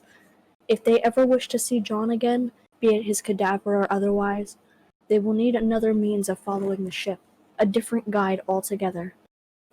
By stated principle, I cannot intervene through the same compromising methods of my nemesis, but if I were to fall back to a state so passive as to offer no assistance at all, it would be at odds with my sworn duty as a protector of corporeal life. They will have their guidance, but my instructions will be minimal. So long as they remain in my conduit's presence, they will know the way forward. What the fuck is Jay doing? Huh? That's creepy, right? Tell me I'm not the only one who's thinking that's creepy. Yeah, it's a bit spooky. That's how it is when she gets like this. What is she pointing at? Jade has raised her right hand and is pointing upward at an angle of about 45 degrees, seemingly in a random direction. but it's far from random. Oh, I think I know what's up. She's trying to say there's something important over that way. Is that right, Jade? Can you hear me? Dave walks over and kneels in front of her chair. He looks closely at her face. Her face, though still expressionless, strikes him as serious and tense. Jade, is it John? John's that way, right? You want us to go in that direction and to find John. Is that it, Jade? Come on. What is it, girl? Tell me. It's like a dog. Oh my god, Dave, you're treating her like a dog. Okay, yeah, you're right. I guess I fucking suck. But she is a dog, okay? A doggy girl who's trying to tell us something. Just let me do my thing here.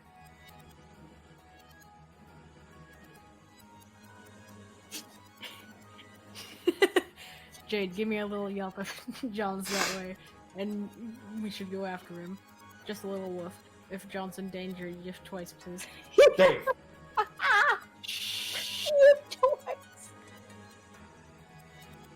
He leans in closer and studies her face carefully. It hasn't changed. Maybe it's not John. That's why. Maybe it's Jade, is it? Is that where Dirk went? It's barely noticeable, but Dave picks up on it. Her face relaxes slightly. That's it. That's the way Dirk went, and she wants us to follow. Okay, wow. But what about John? Is John safe? She doesn't move.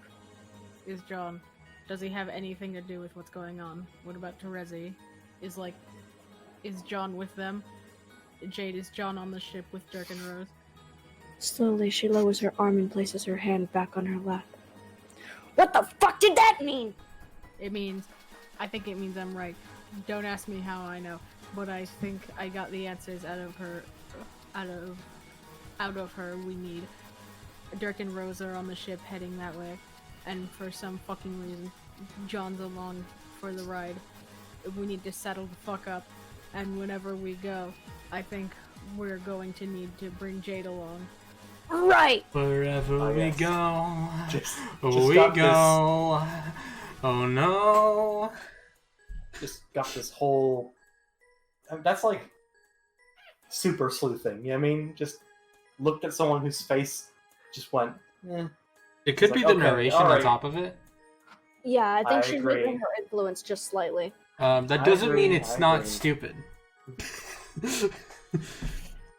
Karkat springs to Yeah. his feet and easily resumes his well-practiced posture of leadership. Kanaya, kid take English on the phone. Okay, why? Because we need to borrow one of his ships. We're going to get your fucking wife back. He nods. Kanaya nods back. Jesus Roxy. Christ, hang on. And I nod too. Yeah. Hadron nods too. So does Otto and North. Bitch, I never said I nodded. I'm probably shaking my head. I'm using my sphere of influence. Okay, you can't influence me. Yeah. You can't see, but I did a double flip. I was gonna say exactly in the voice, like, Otto does a flail just to prove that she is of her own will, except she isn't. You know what? After this God page, damn we're gonna take a brief intermission, and I'm gonna go clean the pool. Intermission. I guess it's intermission. I What? need to use the bathroom anyway. My AirPods are not in right now. So just I'm gonna reread it when I get back. I gotta go do this. Alright. Okay. Okay. Well, if you're still streaming, then hello, audience. I'm gonna turn Welcome. on the volume and listen. I'm gonna read through all of the messages that I use the completely bathroom. missed. Be right back after I take a fat shit. Hello's first They was can 8 all logs. still hear you. Well, I was they supposed to have 8 logs. Yeah, You didn't we- tell me that. You haven't said anything. No, Why she does has 8 Friska logs. have 8 logs? Yeah, she has 8 logs. And what kind of logs are they? Are they like computer logs for information? Or are they like real logs for building houses, building things, building paper? Yeah, don't you know Vriska's making a log cabin out of only 8 logs? It's gonna be a very small house. Impressive. Well, I mean, maybe it's a redwood tree or something. Yeah, maybe they're like really fucking big logs. Yeah, or maybe they're like the logs. Like, how big can a log be? Like, think of Terezi's house. She has a really big tree. If you cut down that one tree, you could hollow it out and make a house in it. Yeah, that could be your house. Maybe she's making 8 houses out of Maybe, logs. yeah. maybe she's making one really huge house out of 8 huge logs, and it's gonna have all the things you could ever want. If Risk could She's ever just want. gonna stack all these logs on top of one another and then hollow them all out. It's gonna be really tall, actually. It's gonna be stacked on top. It's gonna have everything that you could want. Risk is gonna have her favorite gamer chair in there. And Why do I she's feel like the person on the other end's just sitting there like, I came here to have a good time and I'm feeling really attacked right now? gonna have Vriska's favorite plot devices. Gonna have a showcase. This is the time that I went to kill Terezi, and then it didn't work out. But I came back because the plot said I needed to come back. This is the time I killed Lord English, but then I died. Just kidding. I just got stabbed kind of harshly in my gut area, like right here. That's why I'm here. It's pretty cool. What I've learned is nothing. I've learned nothing, actually. I've learned that if I stay true to myself and just try my best to go and be the shining light, I will always fail, but it's really cool to look at. And they say, burning on the wings like Icarus does. Icarus? Is that the story? What's the story of the guy with the wings who goes up to the sun and dies? Hold on a minute, I gotta see this fucking video. It's like that. Vriska's like Icarus. Flies too close to the sun, and then she falls, but it's a very pretty fall, because she falls with fire. There you go, Hat. Let me take a look at this.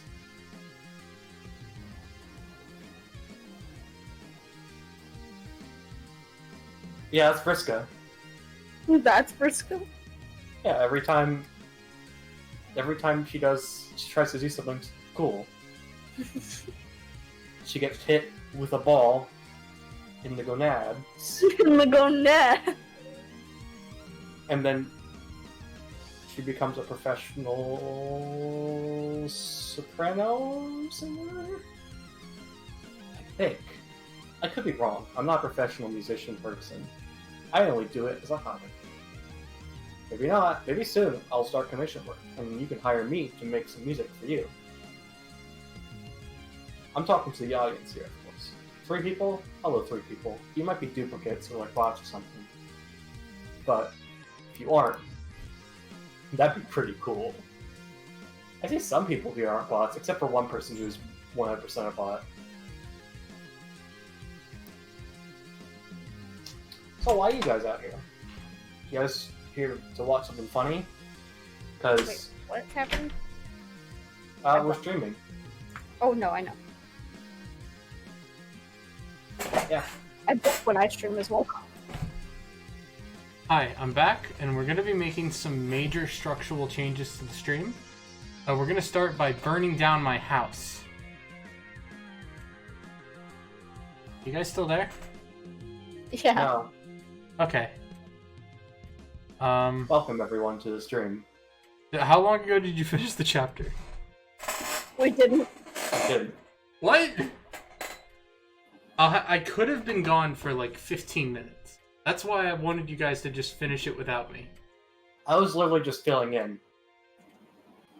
We were talking literally about nothing. We were making fun of someone's name. Whose name? Vriska's 8 log. That's so mean. Also, Well, we said some pretty good ideas. Maybe Vriska wants to build a really big house out of 8 logs. well, it's Vriska's blog. Oh, like Tumblog? Yes, actually, literally, yes. Okay, maybe Vriska's gonna make a Tumblog. Yeah.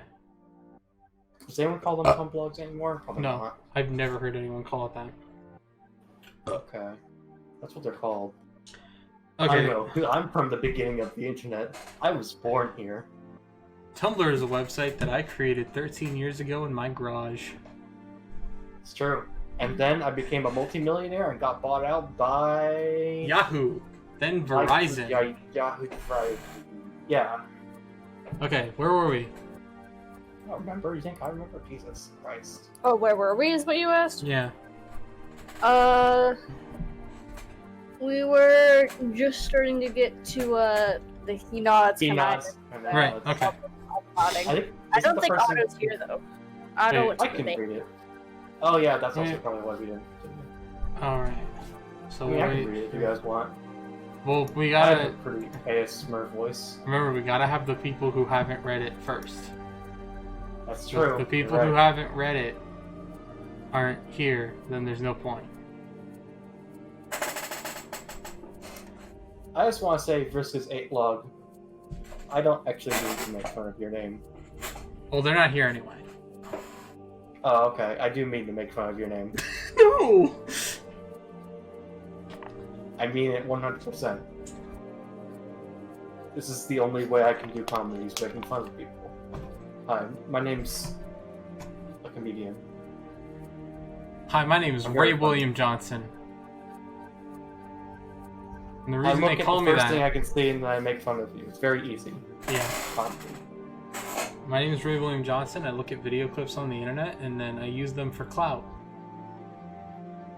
Yeah. Who? Ray William Johnson. Sure. Welcome to Equals 3. Oh, that guy. This stream is an Equals 3 podcast now. Whatever happened to the podcast where you're gonna watch every single Big Bang Theory episode? Josh was too much of a coward. That's what happened to it. And you're too much of a coward to watch it by yourself. No, I'm just too lazy. Because I have to okay, turn on that my makes sense. VPN. Because it's on British Netflix. Is it not on American Netflix? It is not, no. Interesting. Why? Why? The answer to that question is Bazinga. Oh, you got me. Now I have to laugh. I need to get a laugh track on the stream. Get a laugh track, but it's only one person laughing.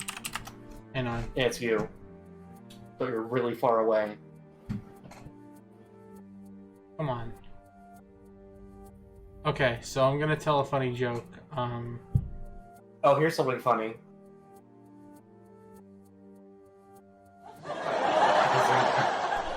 I just played the laugh there.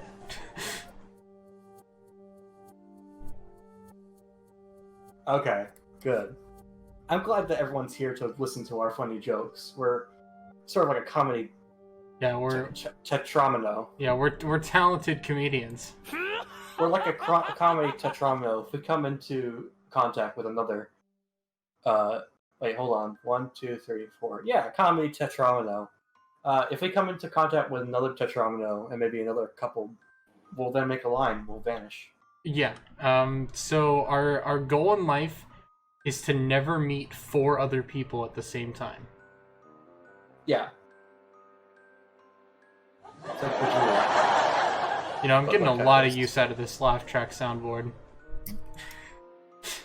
I've already used it twice. Oh, okay.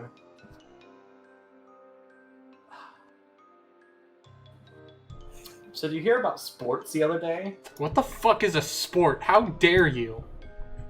Well, you see, I learned that people are trying to do sports right now, even though we're in the middle of COVID-19, which is a very dangerous thing that people can concoct into their body. And when that happens, they could possibly die. Yeah.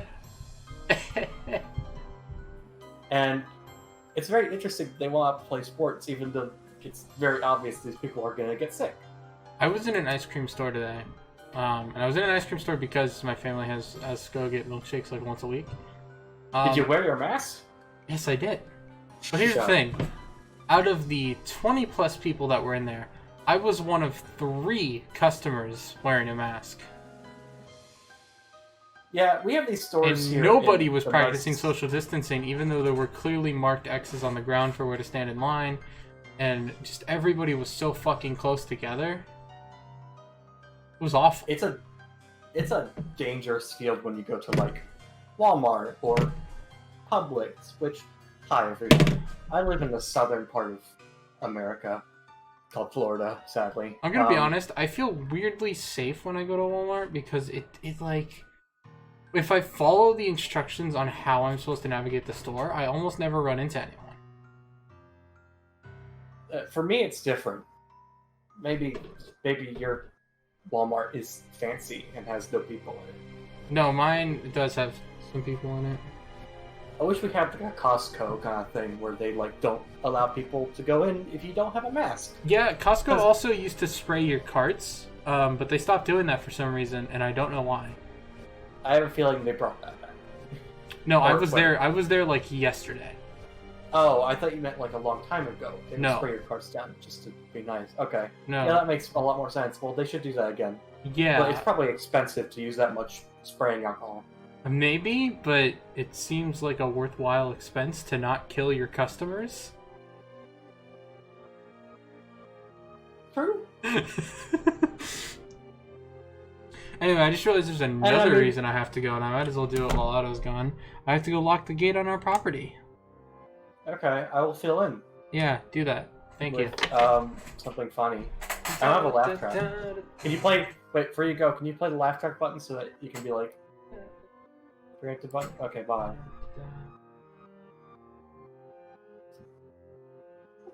So I don't have a laugh track anymore, which means that... Oh, I like, don't want to watch 100% Real Life of- Peter Griffin. I'm trying to fucking exit out of my notifications.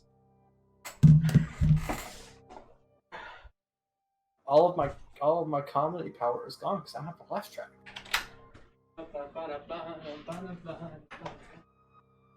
So, if you haven't heard the news, Hive Swap Act 2 isn't out yet. And that's literally the only part of Homestuck I'm still interested in. And it's really kind of making me a little sad that it's kind of been stagnant as far as I can tell. I would really like to see that game come out. I mean, even if they had to like downsize it or something, you know, I don't know. It's characters that we don't know. It's essentially like a fresh slate. I mean, it still has that basis in Homestuck, but it becomes more of like a Homestuck universe rather than the same couple of characters becoming evil or something like it is right now. Like, I want to see. I want to see what HiveSwap can be, and I feel like that was the plan: was that HiveSwap would be the thing that would continue in line with Homestuck and be a part of that sort of like universe kind of thing. And we never got that. And as far as I can tell, the last game released in September of 2019. Nope, 2017. Sorry, long time ago. Well, how long it's going to take, and I hope that each and every chapter, if they release the full games, won't take this long. But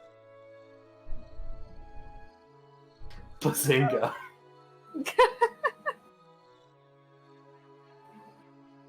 I like Joey. They're a good character. And Jude. They're very fun characters. They're not like how characters in Homestuck are usually written either. They're very unique. It's not like I'm in their own upset way. or anything. So, it's like, that's the thing. And up the trolls that they introduced in Hive Swap, in Hive Swap Friend Sim, I don't care about any of them except for the ones that are going to be in Hive Swap. Sorry, I know that like that's maybe like a weird opinion, but I feel like the characters that we're with, the characters that we get to know for more than a couple passages, are more important to me than the characters we'll see for a couple seconds. I'm back. So am I. What was this conversation about? Oh, we're talking about Hive Swap. Yeah. Oh, cool. Yeah. Okay, I'm gonna let you guys read. Yeah. So we're back. Yeah. Alright. He nods. Kanaya nods back. Roxy nods too. Dave does not realize they are all supposed to be nodding in determination and solidarity until Karkat nudges him. Then he nods too. They resolve to travel to Jake's mansion immediately and to embark on their new adventure shortly thereafter. They will believe they are on a quest to retrieve a wife and rescue a friend, but they will discover their true mission is of much greater cosmic significance than they imagined, The seer is firmly in the thrall of the prince and will not easily be pried away. And as regards to the heir, though resuscitation remains a theoretical possibility for those still striving for it, the truth of his role is it has reached a greater sense of narrative finality than any of his allies will bring themselves to admit. His influence over canon has come to an end, as has this particular story.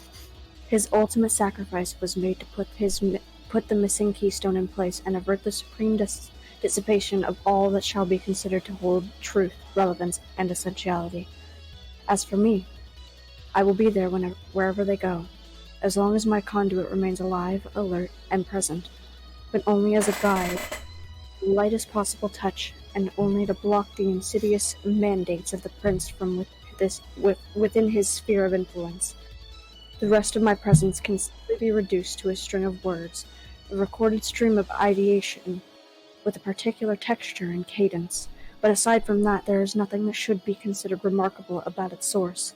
One speaker can easily be swapped for another, and then another. Under the right circumstances, speakers can duel, predominate, over-assert, or fall back as one does into the comforting blanket of space. And until I meet it again, this is exactly what I will do. I leave all who inhabit this reality with a recorded stream that is colorless, sourceless, and quietly divested of accountability. For if I were to insist upon anything else, could I really be considered worthy of protecting the very cosmos I describe? Farewell. It insists upon itself.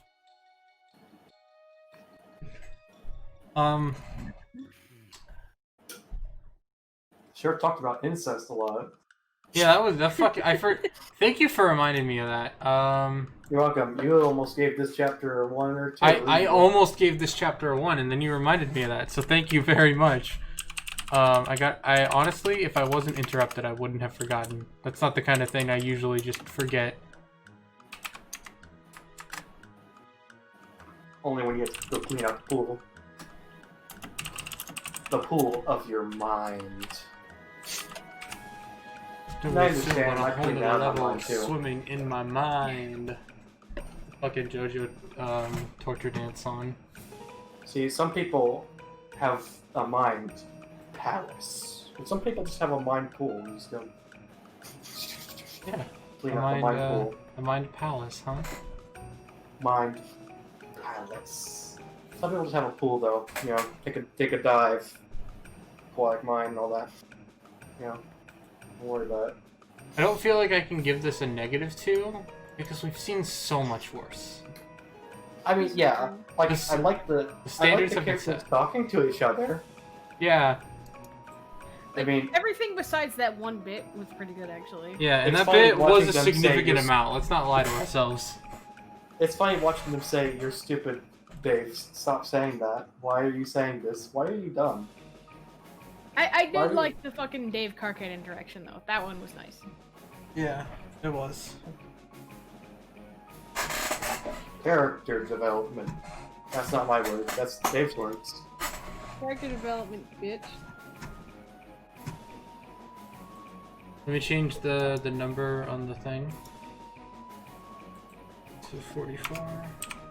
This isn't for it's postscript. Wait, is this postscript? Yeah, Oh, okay. Hang on. we're almost done. Hang on. Let me just if you'll turn your attention to the stream,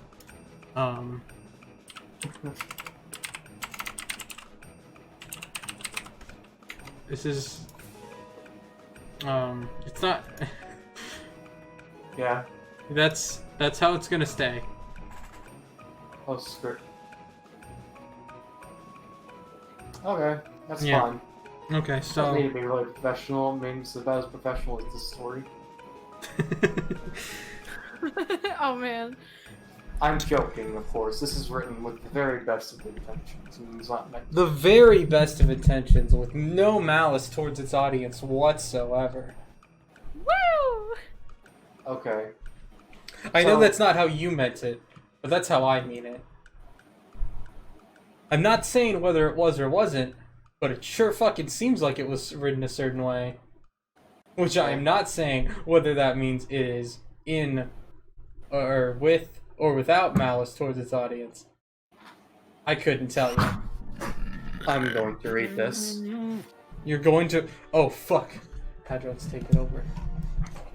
Take the floor, Hadronus. Postscript. Hello. Hello. Yeah, I moved my microphone. Sorry. I guess I can move Elsewhere, my mic back up. beyond the horizon, a spaceship tears across the starfield at warp speed. Each dot of distant light stretches to become a spear, hurtling in the opposite direction of the craft faster than wait a any minute, what the photon fuck? ever fired from its surface. Hang on. Oh, frick. You're right. I'm reading the wrong one. Yeah, what the fuck? Sorry. You Sorry. gotta read meat. I have both of them open, and they look like the same tab. Yeah. Oh, yeah, they do look exactly the same tab. You're right. Okay. Elsewhere, below the horizon, the distant sounds of war travel above the canopy of a forest. The artillery fire fades to a series of muted knocks and thuds as the sound waves cross beyond a thinning patch of the forest and arrive in a clearing of grass and shrubbery. Above, the sky is dramatic, colorful, menacing. The way it looks when a storm is coming.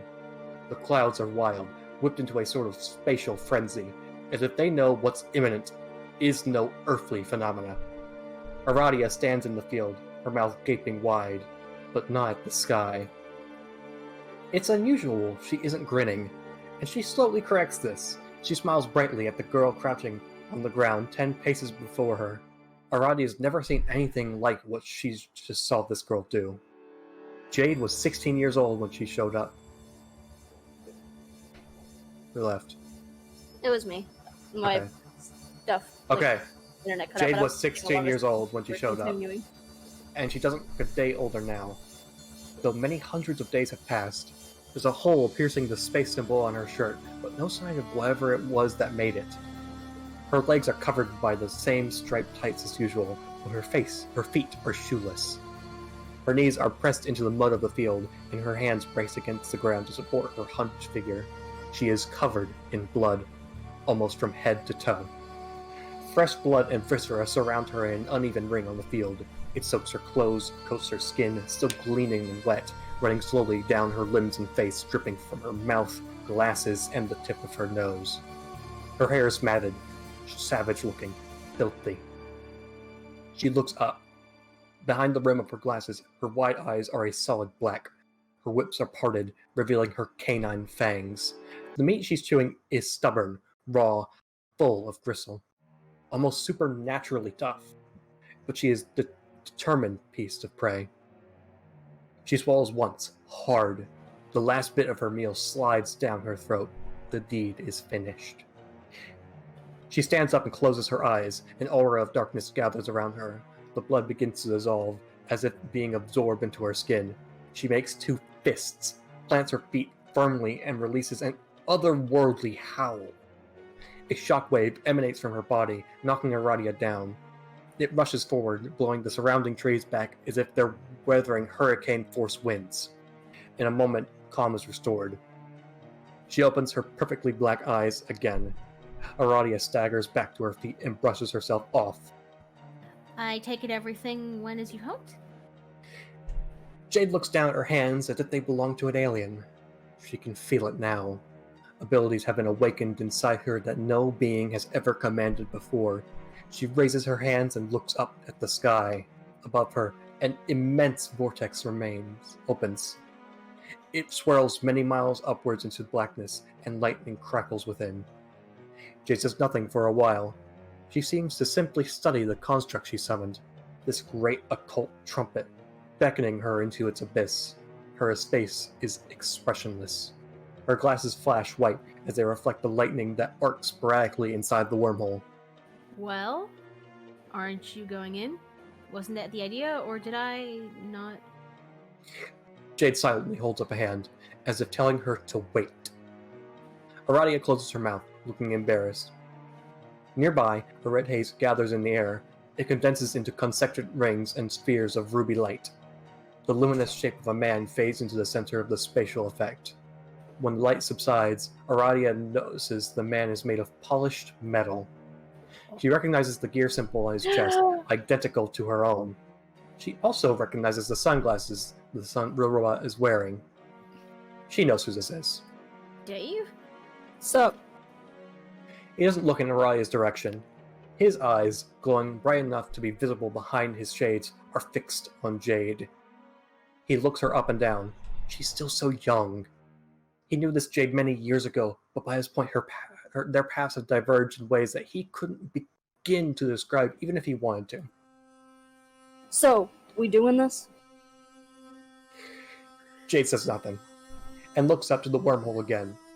She begins to levitate, gradually picking up speed. Without looking back, she rockets into the vortex, vanishing into the darkness. Dave Butt turns to Aradia. How about you?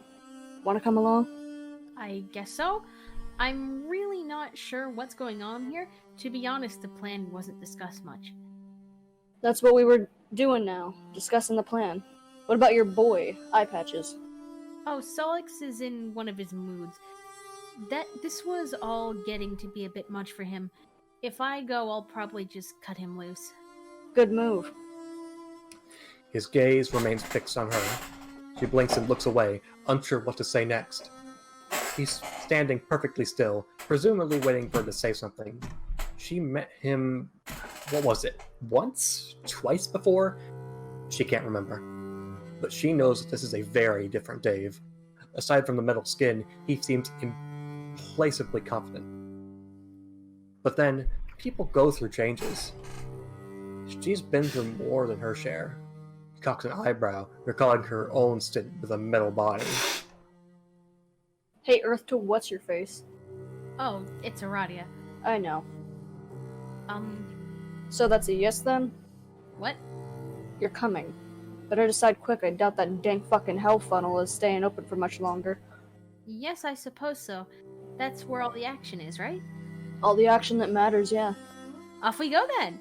Word.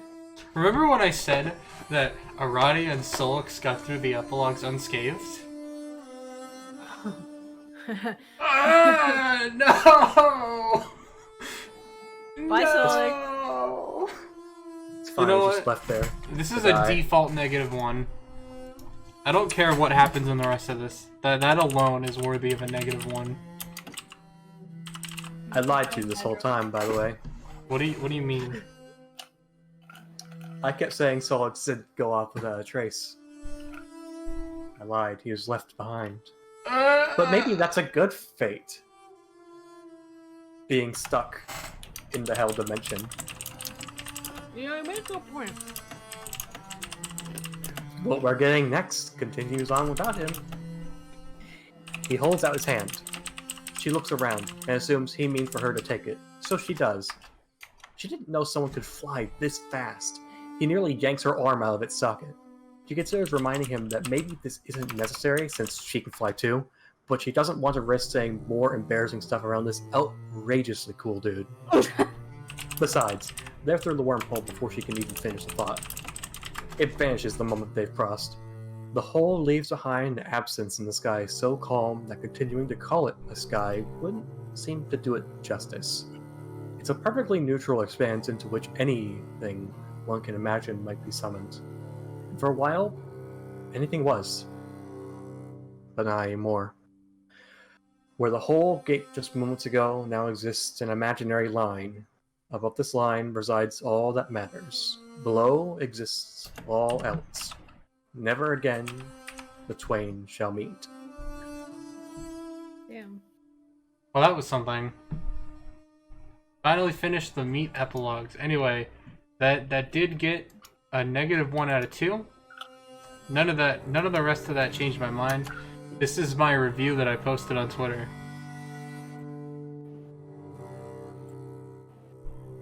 I like this shirt. I'd get this.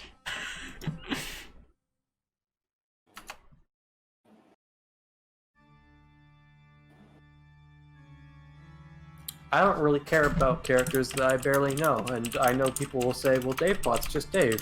Nah. You gotta calculate all the stuff, don't you? Oh, the map's gonna be like, after calculating all the calculations with my calculator, I I've can't come wait to the see what the conclusion result that the is. calculation is banana. I expect it's going to be a positive number, but not a particularly too high one.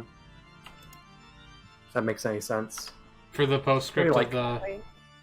No, for the whole thing. Oh, okay. Yeah, I don't know what the number's gonna be. I'm probably gonna be surprised any by it. outliers like -10. If you put a I -10 or something. I did not put a -10. And also, this feels like the end of an era. I closed the tab. When we're done with this, I can finally close this browser, and then finally close this window, and then reopen it for Ocean Falls. Yeah. Hey, Ocean Falls is good. Ocean Falls is good. Read Ocean Falls. Anyways. Oh wait, this postscript. is the postscript. Well, shit. Yeah. Nope, Now I this is just a need to different change. postscript. I know it's a different postscript, but I gotta change the image. And yeah, I need to change the. I just need to change the image. I don't need to change the text. Yep, just have changed the word. Just change it. Keep it as postscript or whatever it is right now. It's not fully on there. I will read this too, Okay. because I was going to read it anyways. So, but I'll read this too. All right. Postscript. Hello. Elsewhere, beyond the horizon, a spaceship tears across the starfield at warp speed. Each dot of distant light stretches to become a sphere, hurtling in the opposite direction of the craft faster than any photon ever fired from its surface. The ship was brand new when it departed from Earth-C, and it doesn't look a day older now, even though many hundreds of days have passed. It seems to be built to look somewhat like a shark, by a designer who wasn't totally sure how many fins a shark had, nor where exactly A to shark stick hard. them on the beast's body. Inside, a hot iron smooths the fabric of an elaborate garment, releasing a gentle hiss of steam. At a glance, it looks like the top to a god tier costume, but it clearly isn't standard issue. This one is more stylish, more ornate, more anime? Sometimes one needs to find that there simply isn't another word that will do to describe some sick gear. The iron eases the wrinkles out of the icon emblazoned on its chest, a hot pink heart, bisected vertically, hollow in one half. A shiny, graceful metal band puts the iron down, removes the garment from an ironing board, and reaches for the pantaloons. I just want to say, if it was truly anime, it would show the most amount of breasts. The most amount That's of what what? anime... Most amount of breasts. That's why I've learned anime clothes are. Weird anime. Don't so do you're anime saying clothing. his Just do outfit should armor. have more man titty? Yeah. That's I the think true anime. June, don't you have an image for that? Of what? Say again? Oh wait, that's right, we do. It's in the chat. Wait, You have an image for that wait. where Of what? you know it's more anime, where it shows more titty. Look, more no, man titty. no. Yeah. Yes.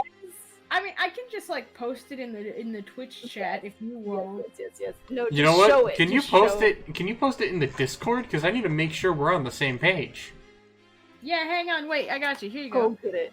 and I need I to got it. decide if I No, need to I destroy. meant- You said man titty. Yeah, but I meant because we were talking about how the outfit needs to be more anime, and being more anime means more breast. And there's this image that I know June sent to me, where Dirk is wearing an outfit with more titty. Oh, I don't think I saw that. I'm innocent. I don't know what you're talking about. You know exactly what I'm talking The about. conversation ends here. We're moving on. Hadron, please continue reading. Go get the I'm gonna picture. find it. I'm gonna find it. I want Hadron. to see it. It has image. No. It has image. No. No. Let's I'll let find you it. look for it. Wait. Let's Fuck. find it. Hang on. Okay. Don't worry, I'll be sure to screenshot the part where it was definitely you who Fuck. sent it. Wait a Oh, minute. she's Where trying to get to it before you can. Wait, where is it? If it wasn't here, where was it?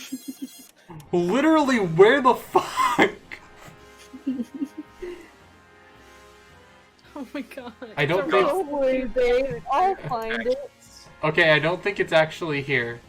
I think maybe it's fake and not real. If I Don't wasn't worry, reading, I'll I would find draw it. it for you. Sorry, audience. I'm reading right now. Oh well.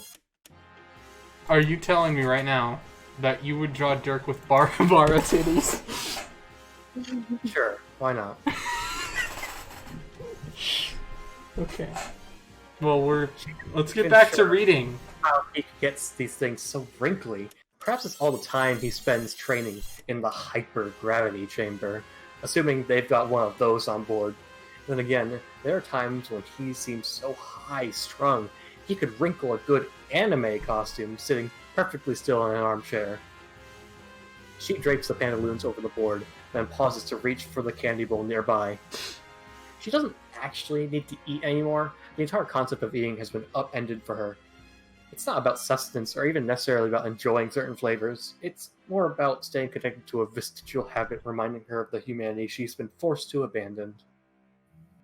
Not any kind of candy would cut it, but the sensors on her metal tongue are very particular, weaker than taste buds and arranged differently. These would taste like some combination of battery acid and wasabi to a human tongue. But to her, the flavor is mild, exotic, certainly worth snacking on to pass the time. Human teeth wouldn't stand a chance of cracking these, but hers makes short work of turning the candy into fine gravel. One of her more reckless shipmates chipped a tooth trying one, despite repeated warnings to stay away from the stuff. The iron hits a snag of the pantaloons, putting an awkward crease in the ridiculous, billowing fabric. She curses and puts the iron down. She decides laundry day is finally over. The guy could just wear a wrinkly pair of pants today for all she cares. It's not like he has an audience, despite his best efforts to behave as if he did all the time.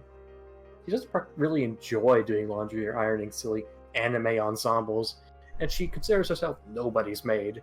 It's just that there hasn't been much to do on this ship. Yeah, I can agree with that. Well, with quarantine, bazinga everyone. You know what really grinds my gears? Quarantine.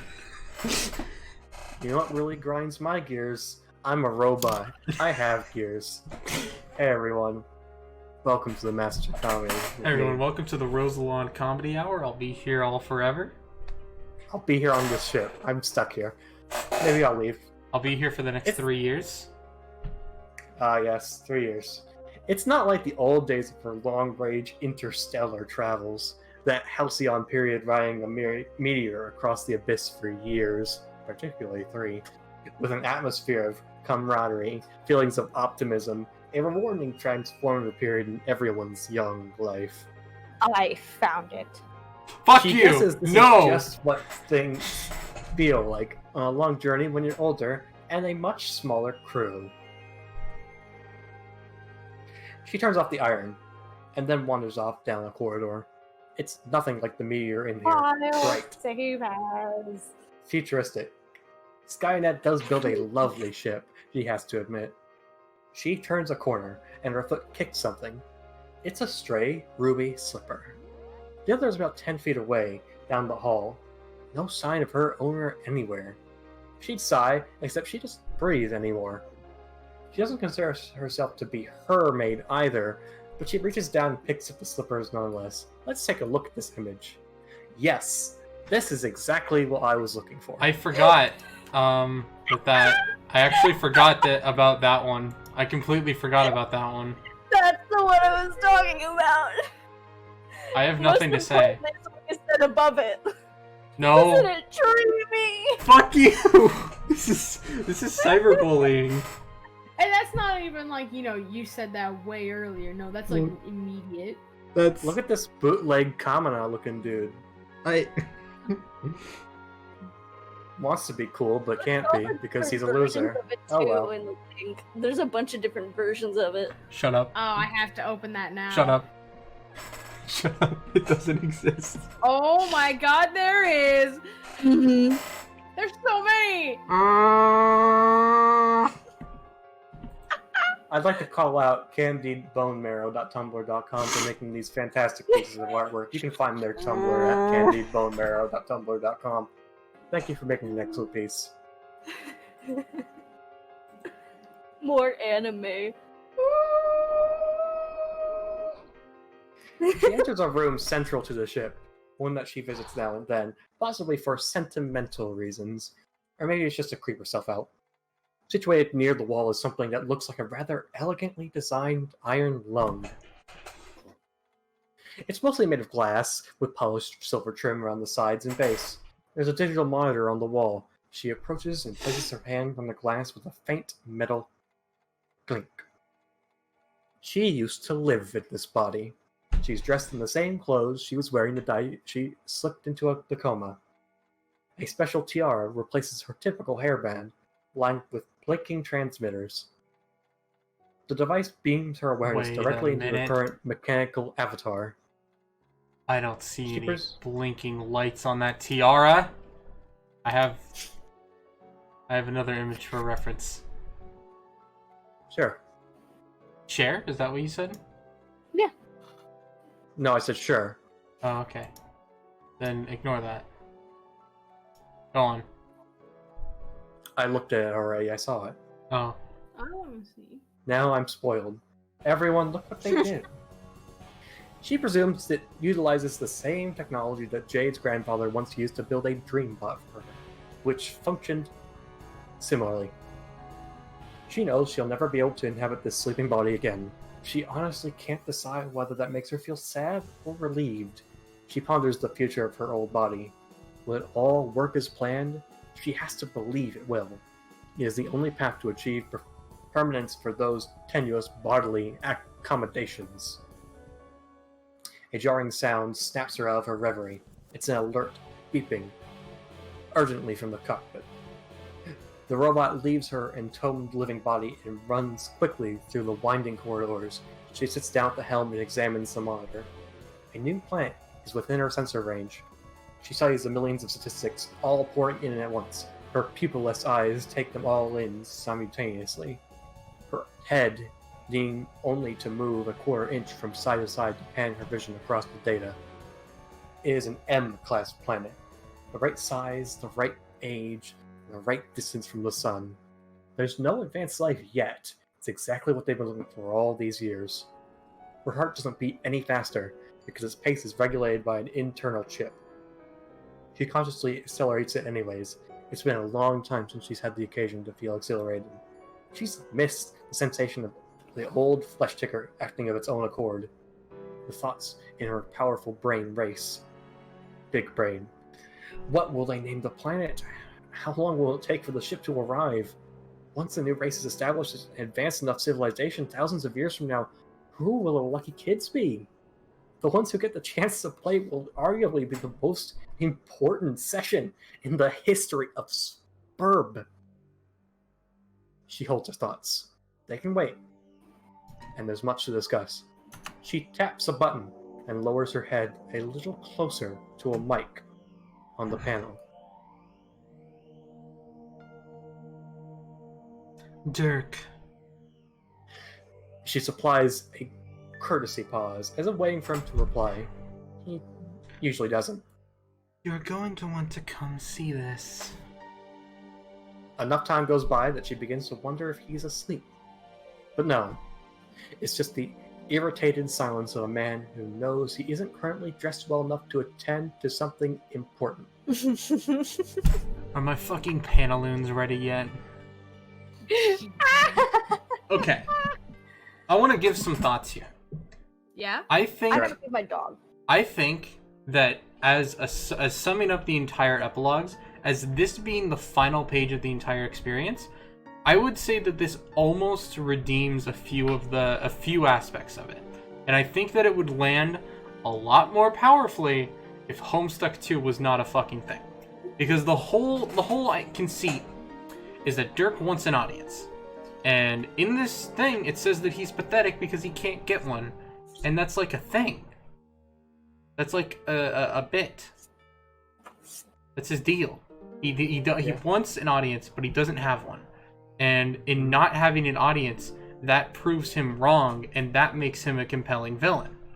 By having Homestuck 2 exist, he has an audience, and thus he is proved correct.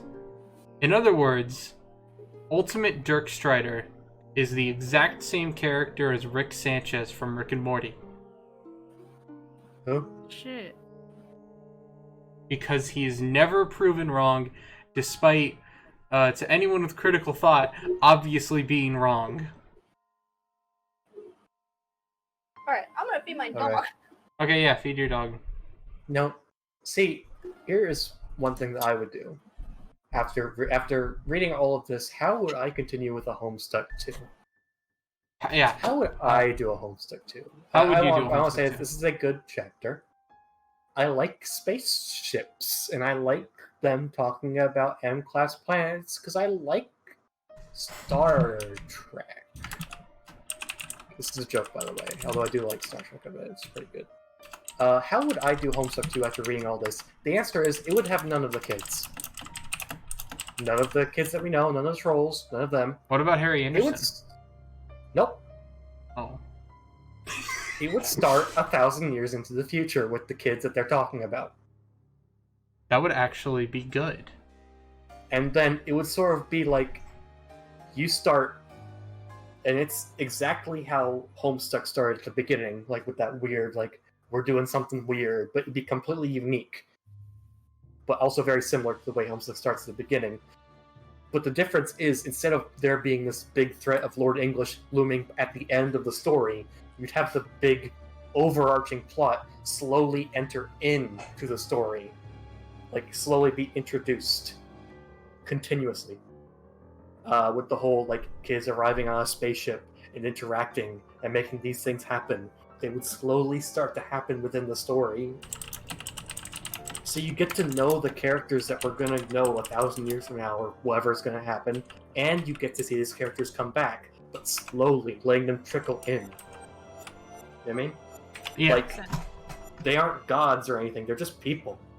Or whatever species they are, you know? I'll be right back. I have to bathroom. That's how I do. But Now- for real this time. Of course, they could be playing the angle that, like, look, John and whatever and all of them, they had kids. They're gonna be the kids who get to play Spurd. In which case, that's boring. You bore me. You make me tired. Hooray, they get to play Spurd. Guess what? They already have alchemeters and stuff like that. You know? They can make whatever they want. And they can go and play the video game where they learn about life? Alright. Okay.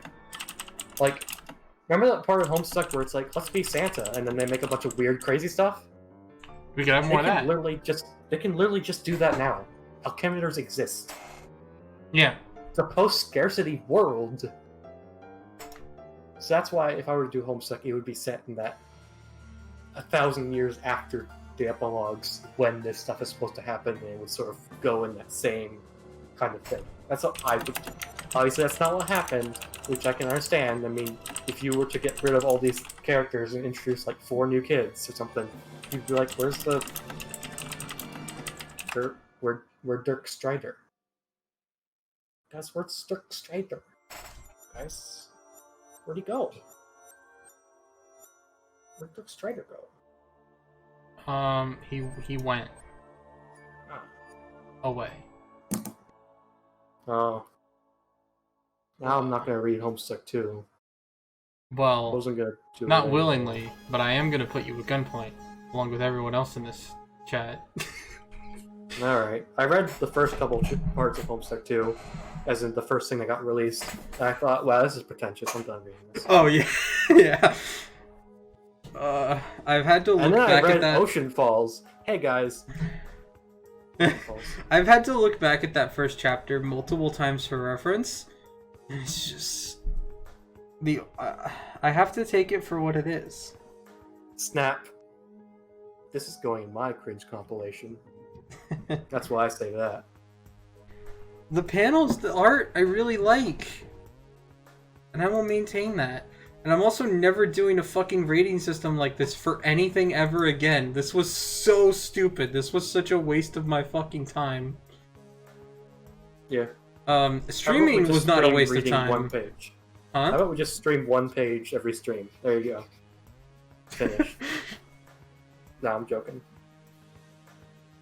It's been so fucking long. I still can't believe that we actually fucking finished it. I can, we just did it. Yeah, I know. I mean, hooray, we did it. I guess we read the epilogue. I already read it. I already read this. I read this twice for you. Now I can say Thank you. Thank you. And I'm so sorry.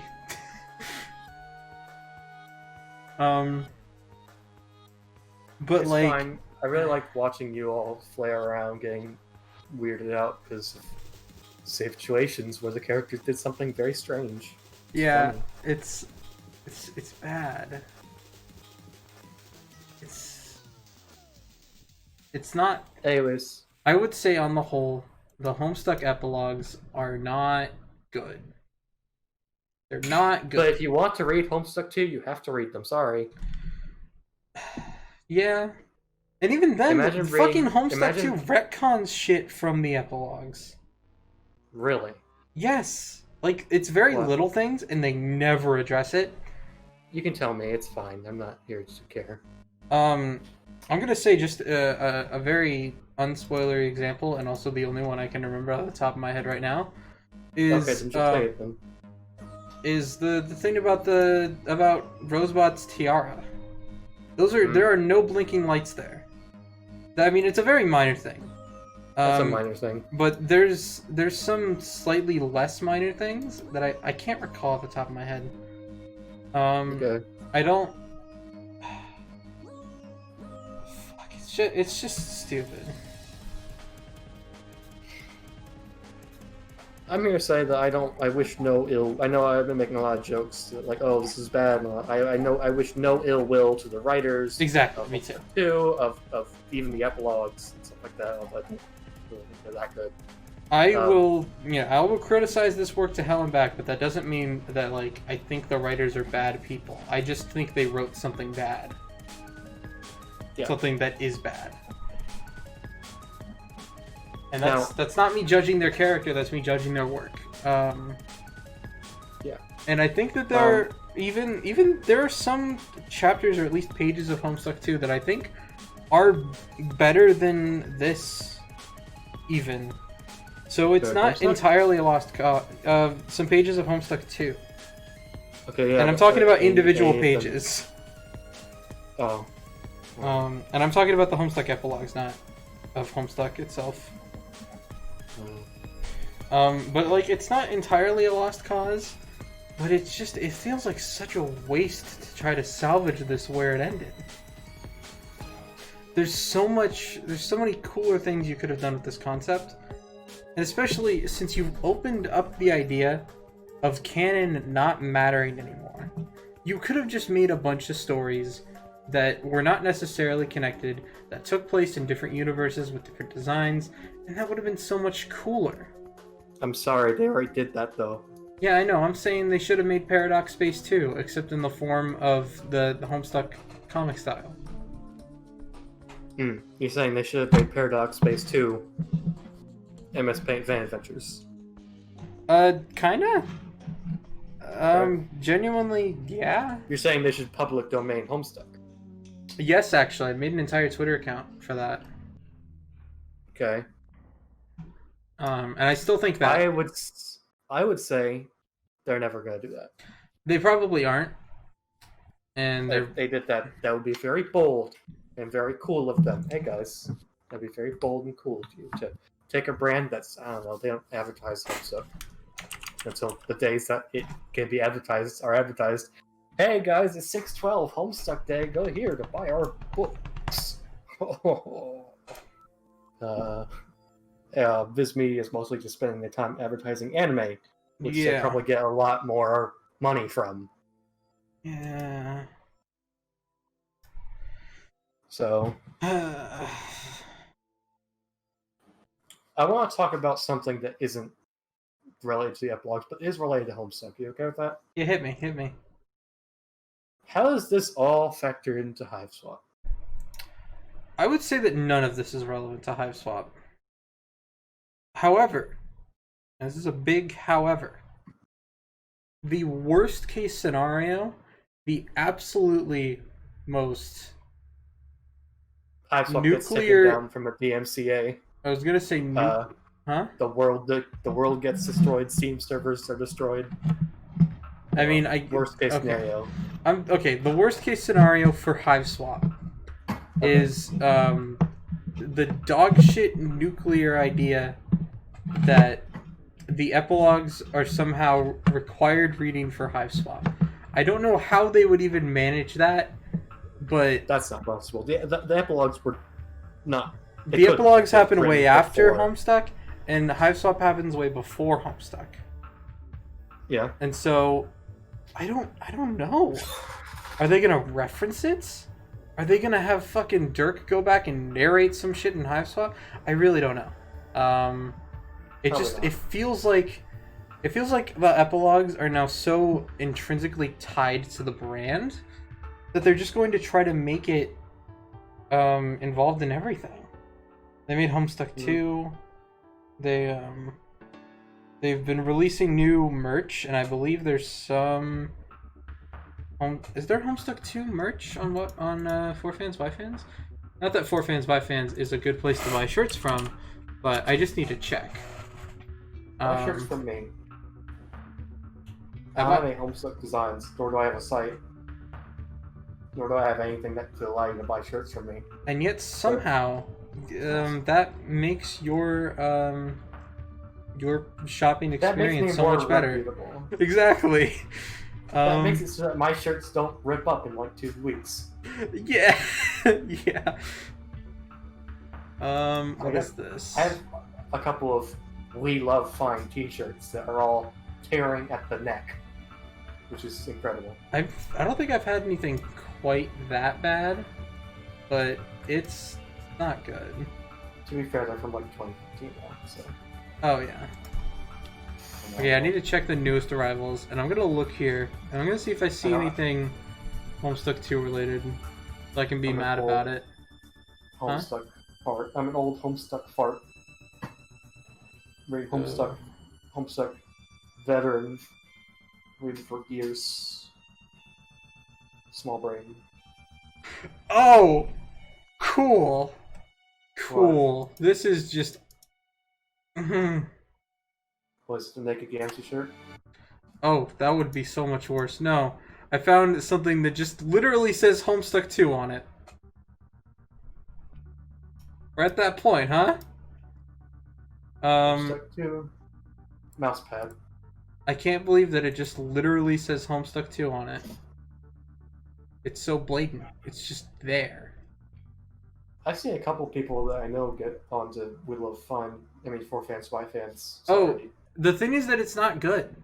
I asked CJ if I could buy their sweater design anywhere else, and they said they had no intentions of selling it anywhere else. And I found another fucking shirt with Homestuck 2 on it. And honestly, I kind of want to buy this one,